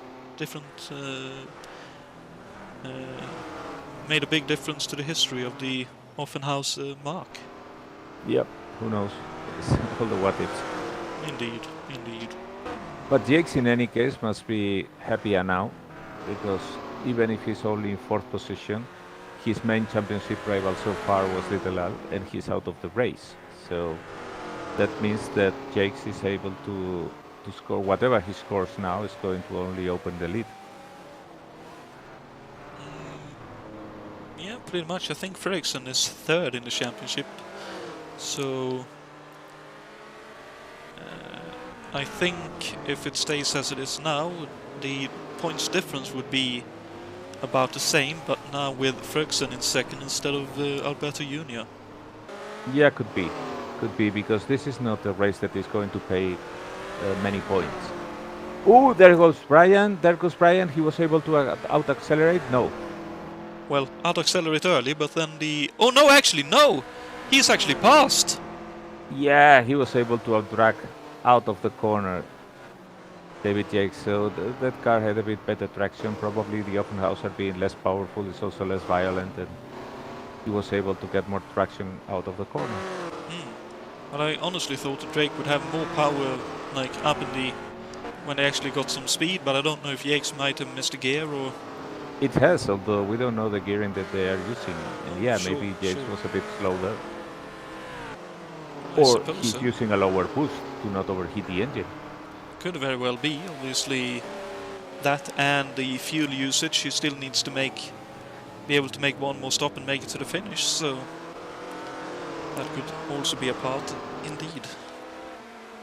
So Yannick up to fourth, Schlapinski third, Fredriksson now way well ahead in second, 9 seconds ahead, but a further 32 seconds in the lead is Mikey Grems. Yeah, we haven't talked much about him in this race, but that's because he's... Oh! Blown engine for Jacob! Blown engine for Jacob! Oh dear Oy, me. oy, oy. And that looks very, very terminal indeed. That's a barbecue if I ever saw one.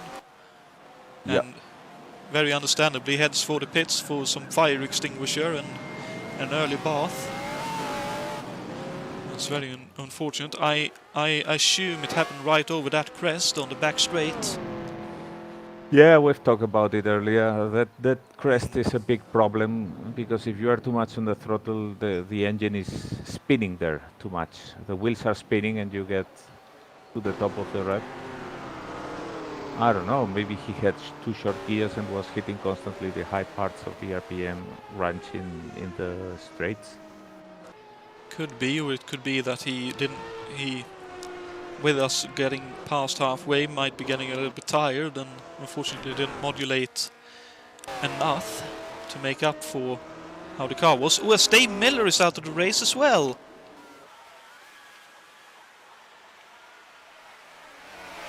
Points are cheap today.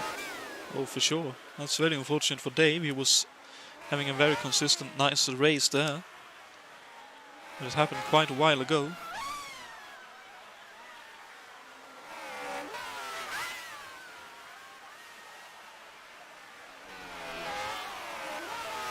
Quite a few laps ago even, so that's very unfortunate indeed. I won't be able to get to see what happened to him, but that would mean that we have 9 runners now left. And one interesting thing, I'm looking now at Mickey Grems from the onboard, and these tachometers are equipped with something that was very much used in the old cars, what the driver was doing. That's that red needle that only moves to the maximum of whatever the white needle has moved. And it indicates you the point where you have reached the highest amount of RPMs in whatever moment of the race. And Mickey Grems has not made the engine go past like 8,600, something like that, which means he's taking very well care of it. Interesting.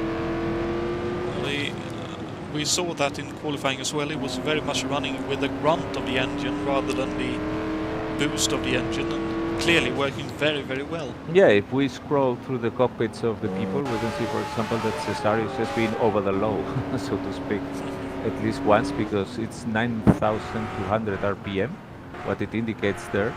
Brian Janik, also very much like Mickey Krems, has not gone ever past 8,600. Jakes, there is no red one in there, and neither is in the case of Viva Boss, so cannot say. Jason Whitehead also has been taking good care of the engine. Oh, no! Ooh.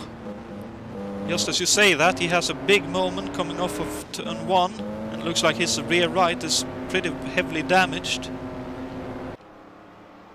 And no rear wing, so he will have to take very grave care going over these crests.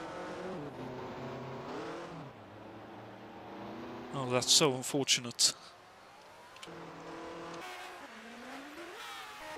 Oh, actually, he ran just a little bit wide coming out of turn 1, hit the grass on the other side of the curbing, and that's a bit what happened wide. to Little Al.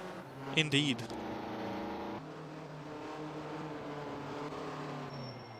Well, that must be a very, very troublesome ride right now.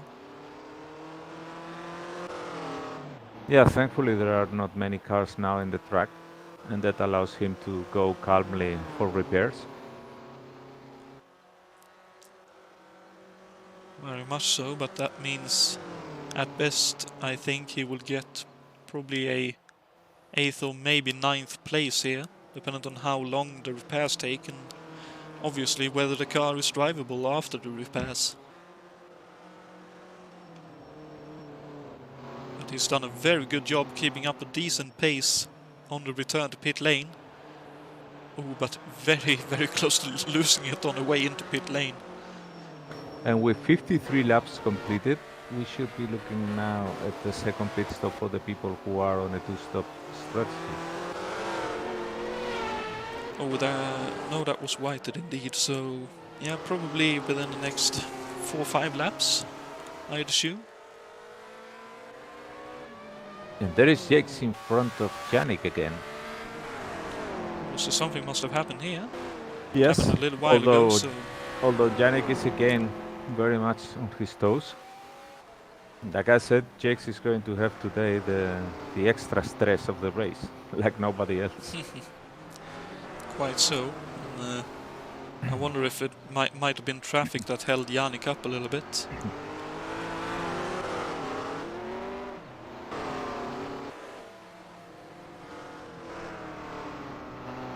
But he's again watching that, looking at that rear wing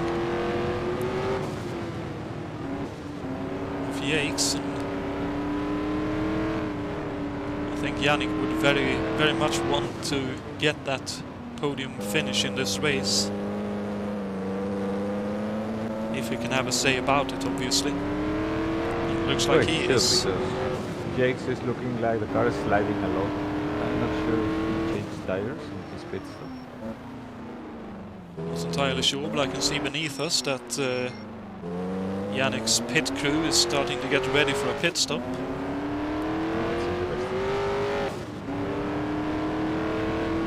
I think Yannick was quite early into the pits for the initial stops as well, so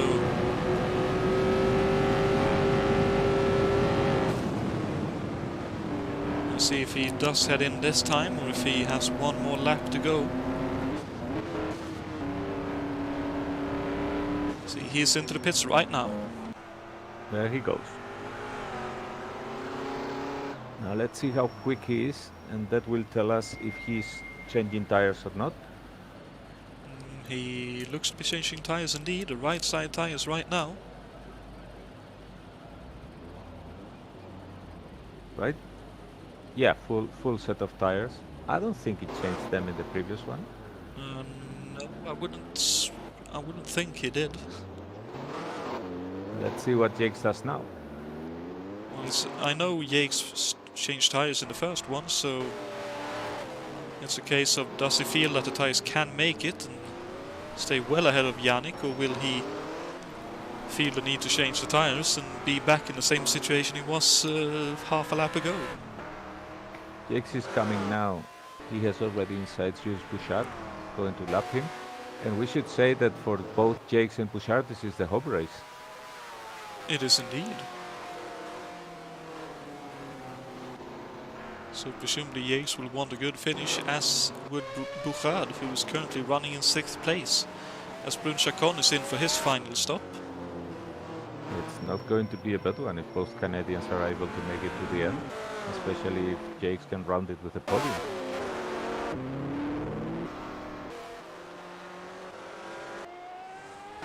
Indeed, Bouchard only needs either a bit more pace or a bit of bad luck for anyone ahead of him, and he will have a top 5 as well. And now the two Canadians running together out on track, the crowd will be going wild.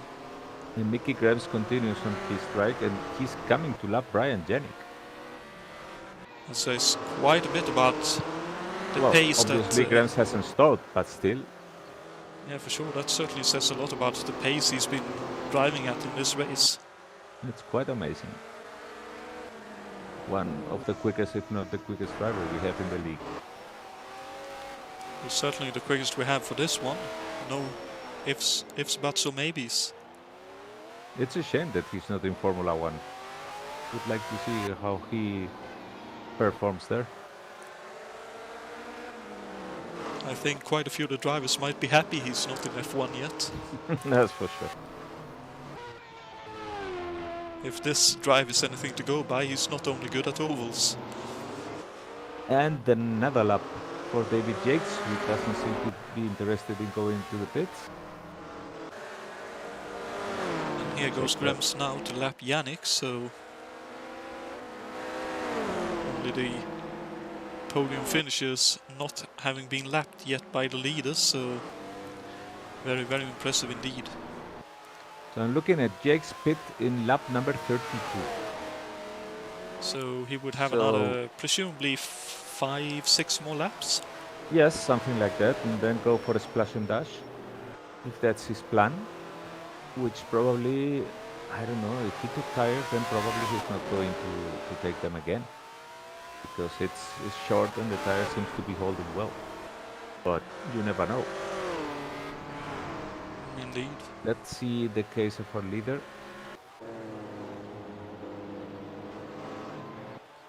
Grimes pitted also on lap 32.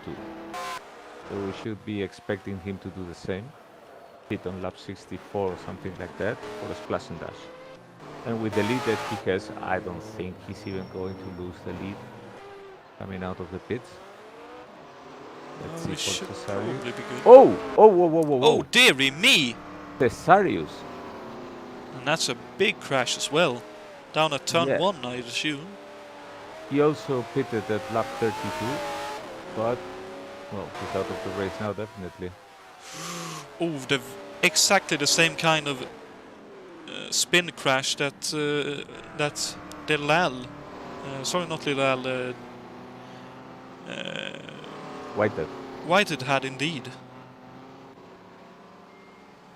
One of those, lost it on the entry and couldn't retard enough speed, and White had that similar incident at the end of the back straight. And that's very, very unfortunate. Slapinski was on for a good haul of points for the championship, but I think it'll still be classified in 9th at the end of this race, but... well, if he had been driving with a custom, he has done more than enough, I tell you. For sure, for sure.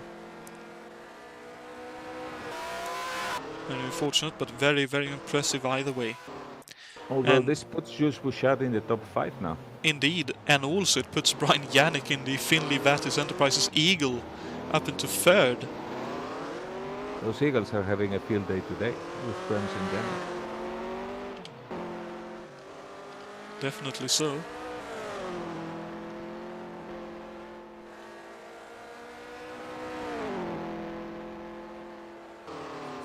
And that leaves us with only 8 cars. From 26 that started.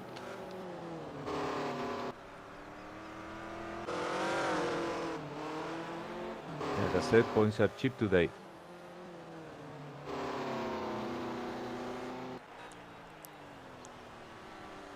Yeah, very much a race where anyone in a slower car could have scored a very, very huge amount of points, as is showed by Brian Yannick, obviously in a car that works very well around this track by the looks of things, but seeing over the whole championship one of the slower cars on the grid.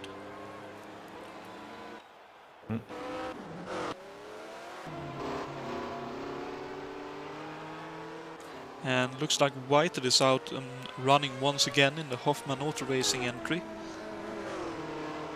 Yeah, anyone who is still able to keep the car going is for sure going to do his best to make it to the end, because like I said, points are going to be easy to get today, so anything you can do to be there is going to mean more and more points.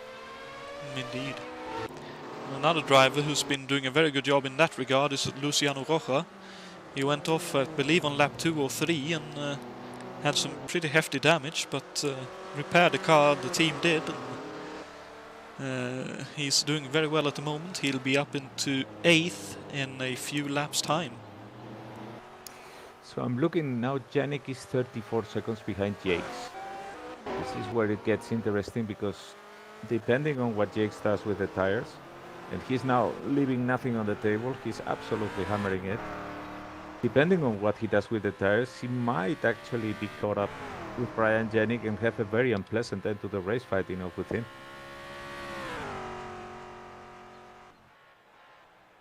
It will be like 4 more laps or something like that for David Jakes to stop, but he must be doing his calculations now, to change or not to change tires. Oh, he's actually in right now. Wow. So a little bit early this time. And let's see what he does. Oh, he missed his pit stall. Ooh, That's 2-3 seconds lost. Well, it looks like there's no change of tires. That's the fuel in, and out he goes once again. So it looks like he will hold on ahead of Yannick for now, but that's some very, very crucial few seconds Yannick lost. changed tires. Yannick changed tires, and now David Jakes is on very worn tires with a 12-second lead. So if Yannick is able to eat 1 second per lap from him, he's going to catch him.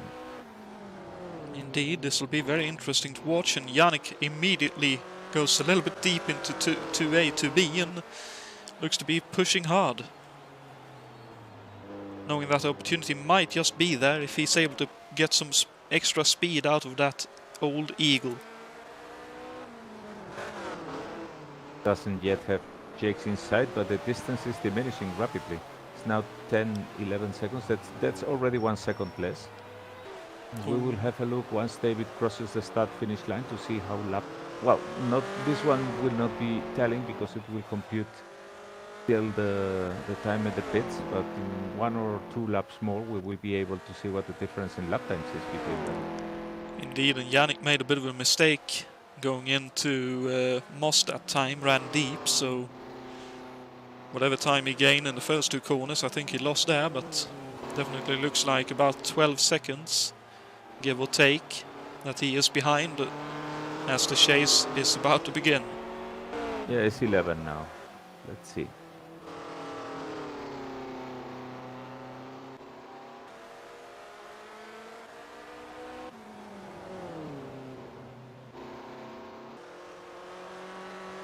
At least Jakes has a very clean track in front of him. So, going to be... Oh no, just as I say, they realize that he's coming to 2 very slow lap cars. That's Jules Bouchard, who overtook him in the pits because Jakes has lapped him previously. And who's the next one? I cannot see him yet, but we will find out.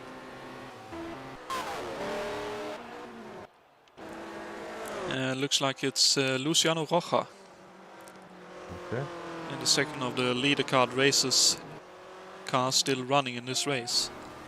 Well, the distance, the gap has actually now increased a bit to 13 seconds, but here in the main straight it diminishes.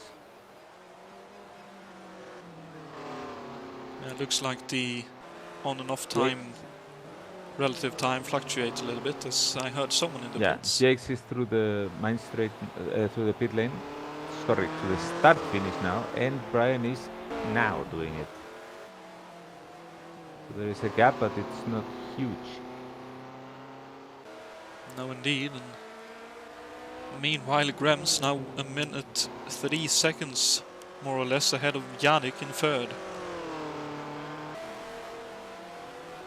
So about 50 seconds ahead of Yakes, so I think Graham's could possibly do 2 pit stops if he so desired and still hold on to the lead. That's how fast and strong he's been in this race. And probably the reason that Brian is pushing so much is not just because Jakes is in front, but because I just realized that Juha is closer to him from behind than he is to David Jakes in front. Oh, he is indeed. So he should not be falling asleep there. So clearly the old Penske PC5 is a little bit more at home on this road course than the PC6 was. Or possibly Juha a bit more at home on this track. At least the driver. Then a bit more at home here than Hackman and White was able to be in the Penske chassis. And Bouchard lets Graham's by now in 5th and Chacon up into 6th. Whited holding on to the car in the 7th, with Schlapinski still classified in 8th. Rocha with, I'd guess, 1 to 2 more laps before he's up into 8th, and a very good haul of points for him. But back to the distance is remaining stationary practically between Yannick and Jakes, so it seems that it was indeed a good call by Jakes. Had he changed the tires, he would have now Brian Yannick on his toes.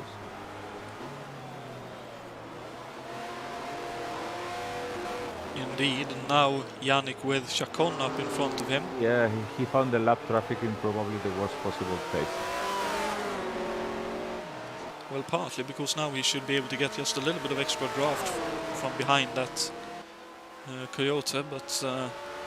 But look, the gap is up to... Yeah. It was up to 13 seconds at one point. Indeed. Looks like all in all he lost possibly half a second or something there then. Of course, the possibility of the driving error always remains, so putting the pressure on the car in front is always a must. Indeed, and especially since the car in front has old tires on underneath them. Any mistake will be even more hard felt if it occurs when you have lesser grip in the from the tires.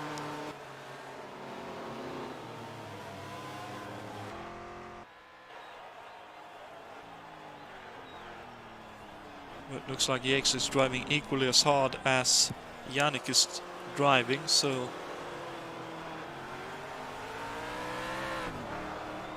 very much a which driver will be able to remain consistent without making mistakes.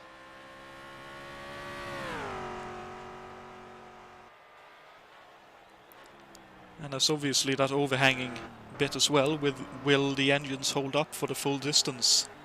Yeah, that's another question.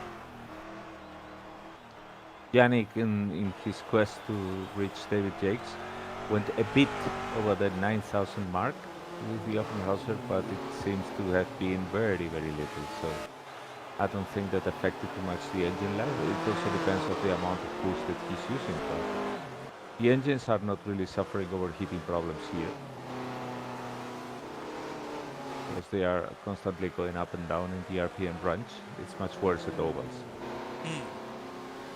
I suppose it's more the general wear of going up and down the rev range rather than the actual heat.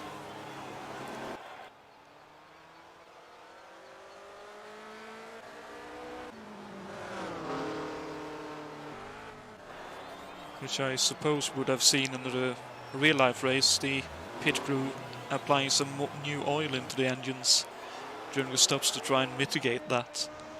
Yep.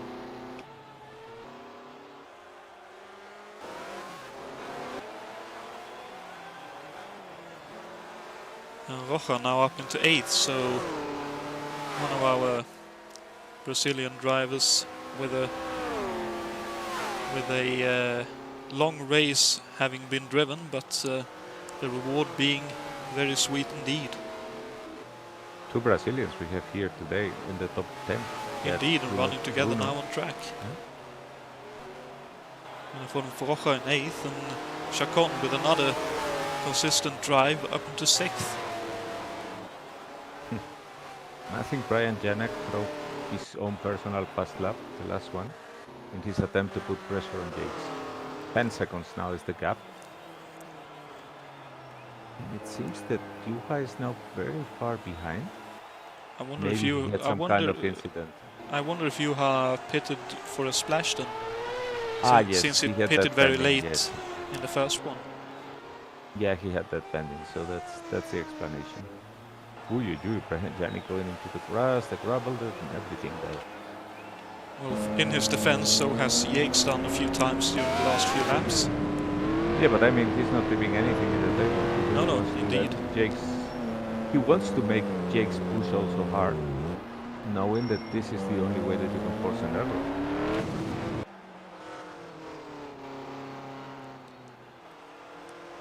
Very much so, and he is definitely getting a little bit closer now. Oops! Juha was in the gravel. Fortunately made it back. It looks like as long as you slow down enough through that first right-hander before Moss, you're able to slow for Moss. Seeing quite a few drivers looking all sideways and out of control, but being able to pull it up before going off the road. It looks like the action is for that second place in the race. When and if it does happen.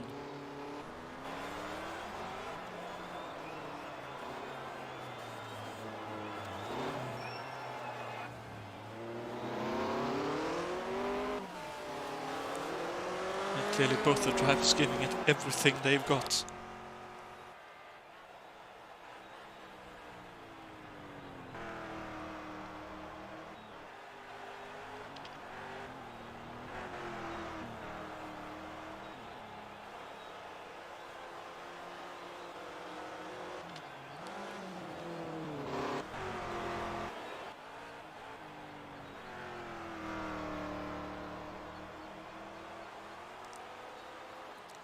And I think it's also a bit unfortunate for Brian. If he was, say, about 2 seconds closer, he'd probably be within visual range of Jakes, and this could be a very much different kind of chase.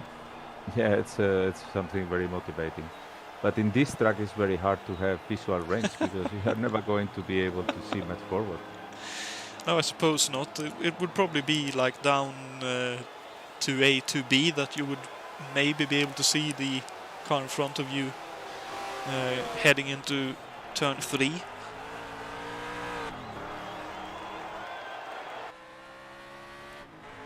Maybe you'd see like the tailpipes before the crest on the back straight.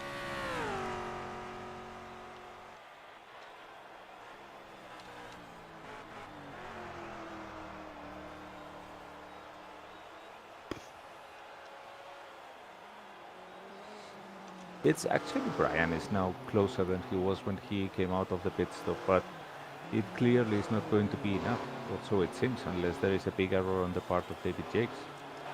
Again, you just never know. With the old Yeah, tires, anything can happen.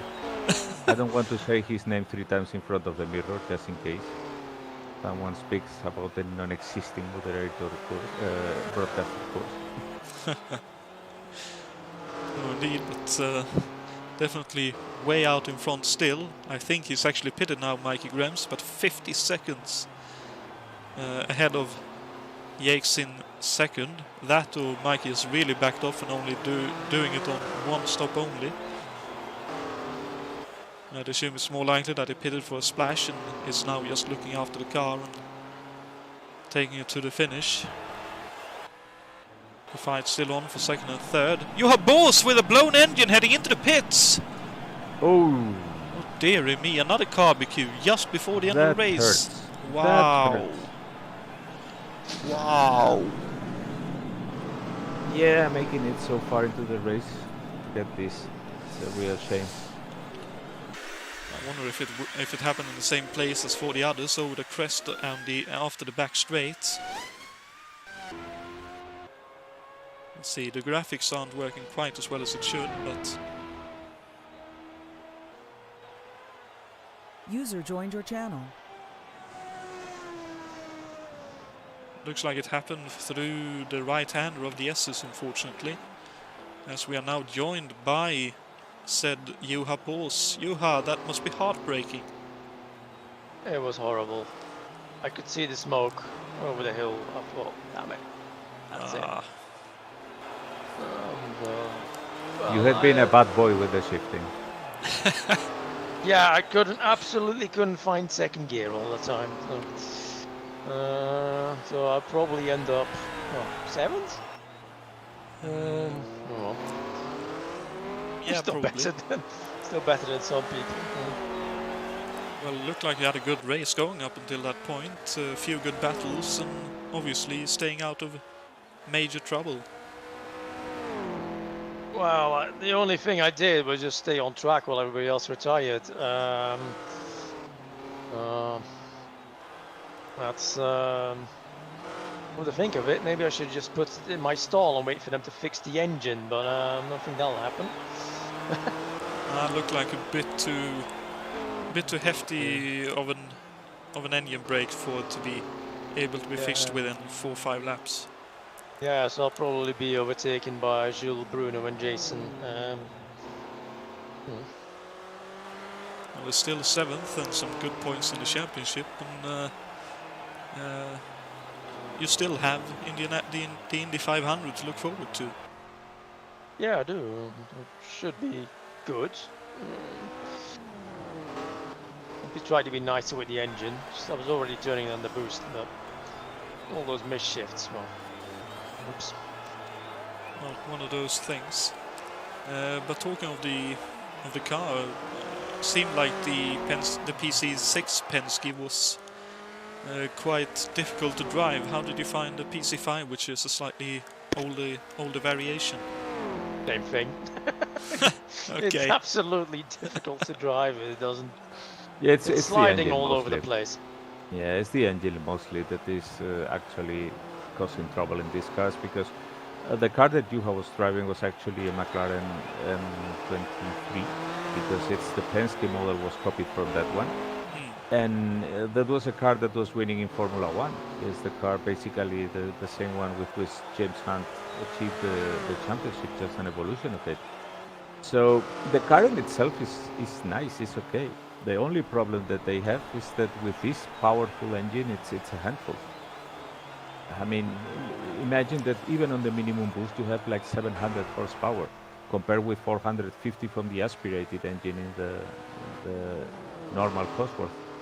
It's a case of the chassis not being built and not being able to take the stresses that the engine puts on it. Oh, as Yannick makes a mistake in his hunt for Yates right now. 2 laps to go, but 7.5 seconds to make up, but still trying to make that time up. Yeah. And I'm already down to 7, so I'll still get the points for that. Well, condolences on the retirement, but still a decent finish. And oh, points all, not a finish. oh, all the points, but as you say, not finished, but still classified and putting yourself in a decent position ahead of the Indy 500, where a lot of points could be scored. Yeah, compared to the Indy 500, this isn't a lot, really. I think the max point you can score for win here is 400. I think the Indy 500 awards something like 800 to 1,000 points for the win. Brian Janik is really climbing up the walls now. He's pushing as hard as he can in the distance. Sometimes he's even only a mere 4 seconds. Indeed, and Yates now with Bouchard, his fellow Canadian, in front of him going into Moss, so possibly with a bit of time lost. And Yates and Yannick can actually see Yates now. Yeah, they're only sometimes even only 3 seconds apart when there is a slow part of the track, but obviously Dave's tires are absolutely shot. He's doing his best with them, whereas Brian Janik has tires in much better condition. It's just that they are already on lap 74, about to start lap 75. No, to complete 75, I guess. Yep, so the final lap for our race leader Mikey Grems. An absolute masterclass of a race from the American, showing why he is able to put in such good performances with that car on the ovals as well, with what looks to be a win, because even if he blows now, he'll be able to he will be able to coast to the finish line and take the win. And watch out, because I think that Jake's tires are really falling off the cliff. Well, we'll because see. There's only 2 seconds now of gap between them. Indeed, but we'll watch Grams go across the line first here. Hails his pit crew for a fantastic job during the pit stops, and the win goes to Michael Grams. He will be absolutely ecstatic with that. And now looking for the battle for second, as you mentioned, only 2 seconds or something between them. Any kind of mistake from Jakes now. It should suffice, but Jakes is going to have a heart attack. Quite so, and if he blows now, it'll be very, very interesting indeed to see if he would be able to coast, but looks like the engine will hold up through this right-hander, and I think he will be able to take second here, but only by a mere second or something, because Yannick is pushing all the way to the finish. But here comes Jakes to finish second in this race, just about, with Yannick finishing third just behind him. And Bouchard fourth, 2 laps down, but just behind them. So Bouchard gets fourth. Whatever happened here? Chacon fifth. Oh, of course. Whatever happened is everybody else retired. Yes, sorry, I wasn't expecting Bouchard to climb up to fourth. So Chacon looks to be getting fifth here when he crosses the line in a few seconds' time. So Chacon in the top 5, I think he will be very happy with that. As here he comes across the line, and Jason Whited likewise keeping the car going despite the off he had. 6th place finish for him. Johan Bos will be classified in 7th with a good haul of points for him. And Luciano Roja finishes 8th, keeping the car going as well for the whole race, and 8th is his reward. Schlapinski, unfortunately, late retirement in 9th. Fredriksson 10th, Miller 11th, Equino 12th, Hackman 13th, Tim 14th, Saber 15th, Grant Vidal 16th, August Watering 17th, Simon Watman 18th, Martin Rosina 19th, Lewis Stevens 20th, Peter Lavas 21st, Alan Santo 22nd, Ibañez Senior in 23rd, Fitch 24th, Jason White 25th, Ray Riddle 26th, and the duplicate car of Juha Bos in 27th. So Ray Riddle, our first retirement, finishing 26th, and 4 points I believe he would score with that. But that's the race. We will have a quick break, but don't leave us, because we will be back with the trivia questions and post-race interviews after these important messages.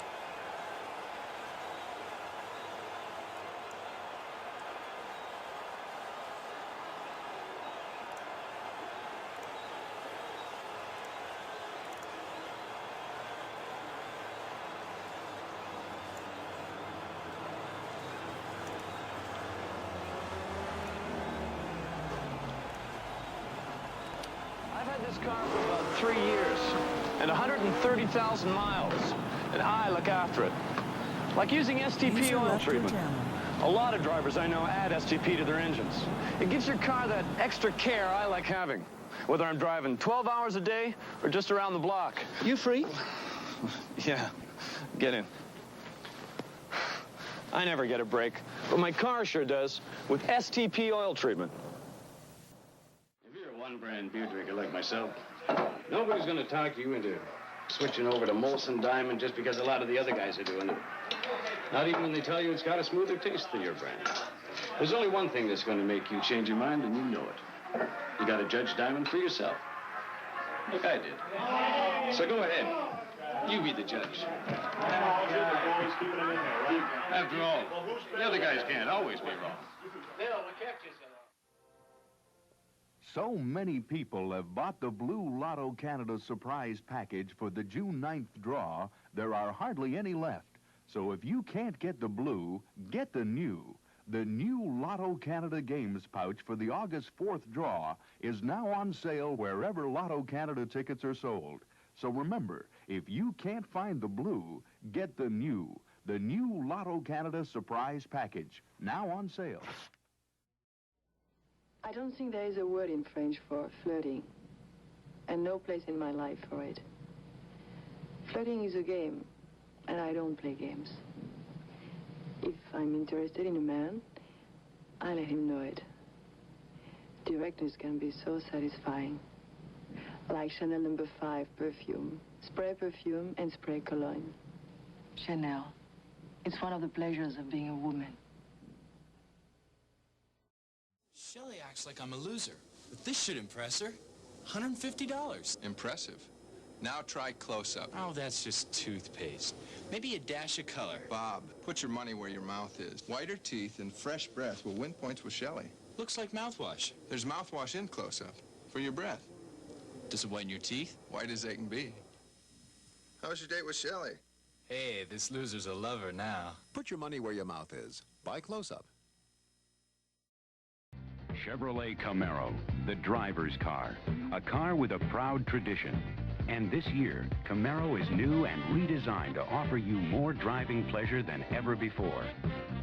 Whether you choose the popular Sport Coupe with its combination of style and price, the Type LT where the emphasis is on elegance, the Rally Sport with its unique aggressive exterior appearance, or the legendary Z28 with its exclusive ride and handling components and a look that says this is the ultimate Camaro. You'll enjoy a unique blend of beautiful interior and exterior styling with impressive roadability, ride, and handling, all at a very appealing price. Camaro excitement is a combination of what you can see and a lot of things you wouldn't ordinarily see. You can see new tail lamps, energy-absorbing, soft, resilient rear-end styling, the available rear spoiler, and the totally new grille and Corvette-like energy-absorbing, soft, resilient front end on this Rally Sport. But style is only the beginning of what Camaro is all about. Camaro offers more sportiness this year with an available removable T-top roof. The individual panels lift out easily to let the sun shine in the great convertible tradition. All Camaro models offer interiors to reflect the kind of excitement and luxury you want in a car that matches your personal style.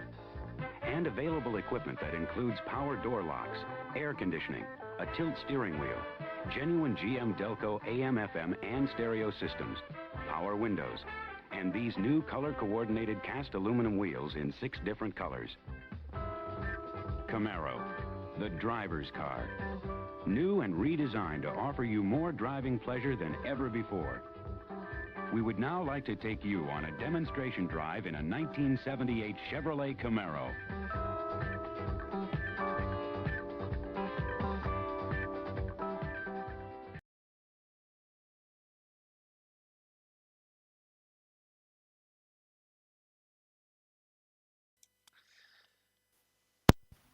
And we are back here at the USAC National Championship race from Mosport. Unfortunately, we have no drivers joining us for post-race interview by the looks of things. It seems that everybody is absolutely exhausted. Probably out the back of the paddock, having a drink of some kind now after that hard drive that they all will have had. But we can have a look at the trivia question and go over what's coming up here at ISO before we cap off. So, the trivia question for you this evening were: who won the first IndyCar race held in Canada at Mosport on July 1st, 1967? Was it A, Dan Gurney, B, Bobby Unser, or was it C, Jim Clark? You have a chance to give your final answer here, Alberto, if you would like to. I'm saying Bobby Unser, but just because I know that in '67 Dan Gurney was racing in Europe, and Jim Clark, I don't think he ever entered officially an IndyCar race except the Indy 500. So I could be wrong, but when he raced in Canada, he raced for Formula One, not for IndyCar. So I'm going with B.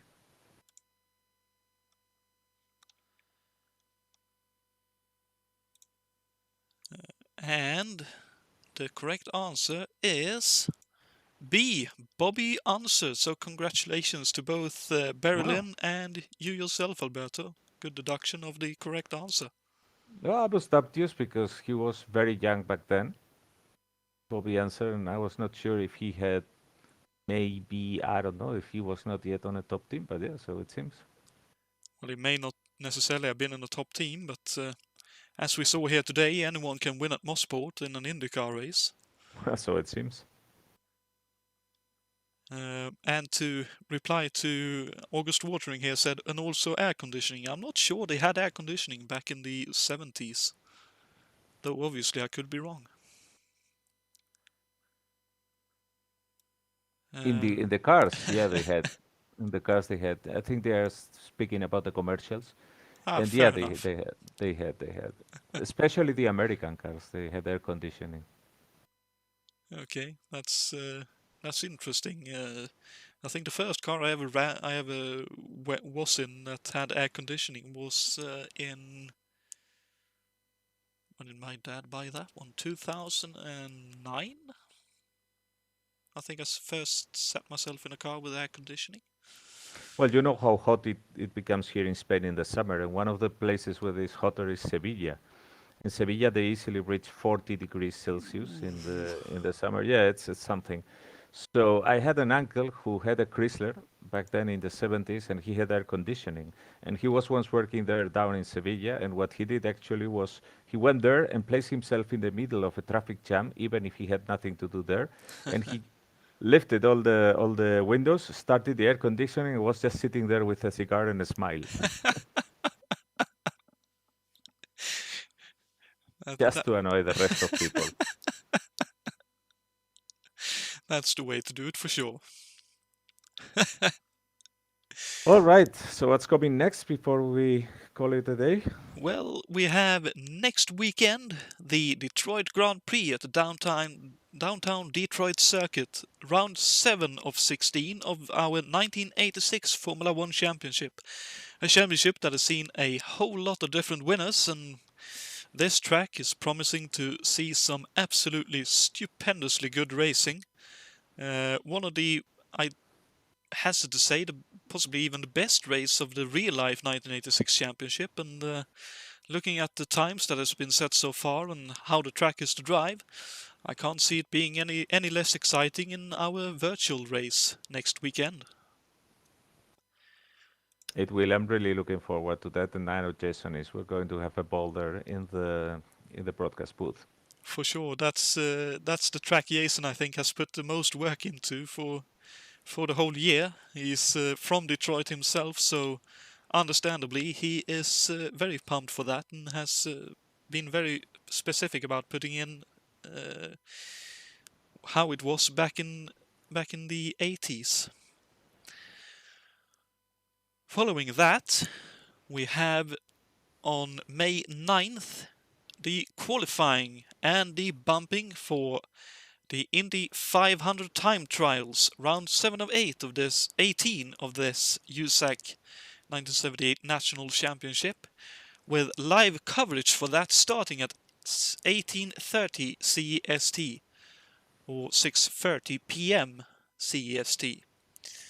And that too will be very, very exciting to watch. I'm very, very interested to see how these cars will act on that very historic and very,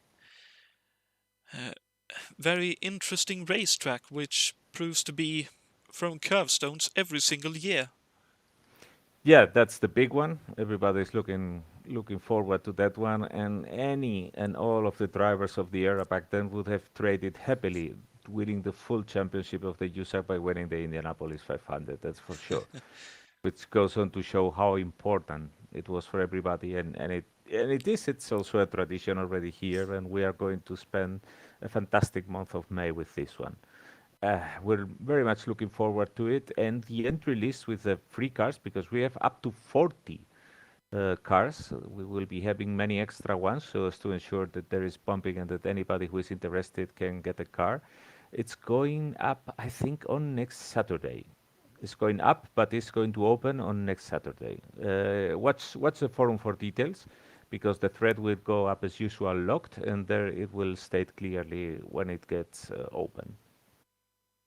So if you are interested in running, as Alberto says, head over to the forums and you will see what cars you can give a try for the Indy 500 and see if you would like to participate, which I think all of us will want to try and participate in that one if we can. And obviously coming up after that we have the full Indy 500, which is round 7 of 18 as mentioned, and it will be ran on Sunday, May 16th. And once again, it's going to prove to be a very, very interesting and spectacular event overall, and a great month of May. But it's nice to know that we start that weekend of May with a little bit of F1 running as well with that street circuit at Detroit. It's going to be another exciting one, but yeah, until next weekend, thank you very much, Alberto, for joining me in the broadcast booth for some color commentary here. You're welcome. Always a pleasure. Always a pleasure to be in the broadcast booth with you. Thank you once again. Thank you to everyone who tuned in as well. I hope you enjoyed the action and the excitement of this roller coaster ride at this Mosport International Raceway or Mosport Park. And until next weekend, take care of yourselves and have a great week. And yeah, look forward to some street racing next time out. But until next weekend, this is Jonatan and Alberto signing off. Have a great time and good night. Good night, everybody.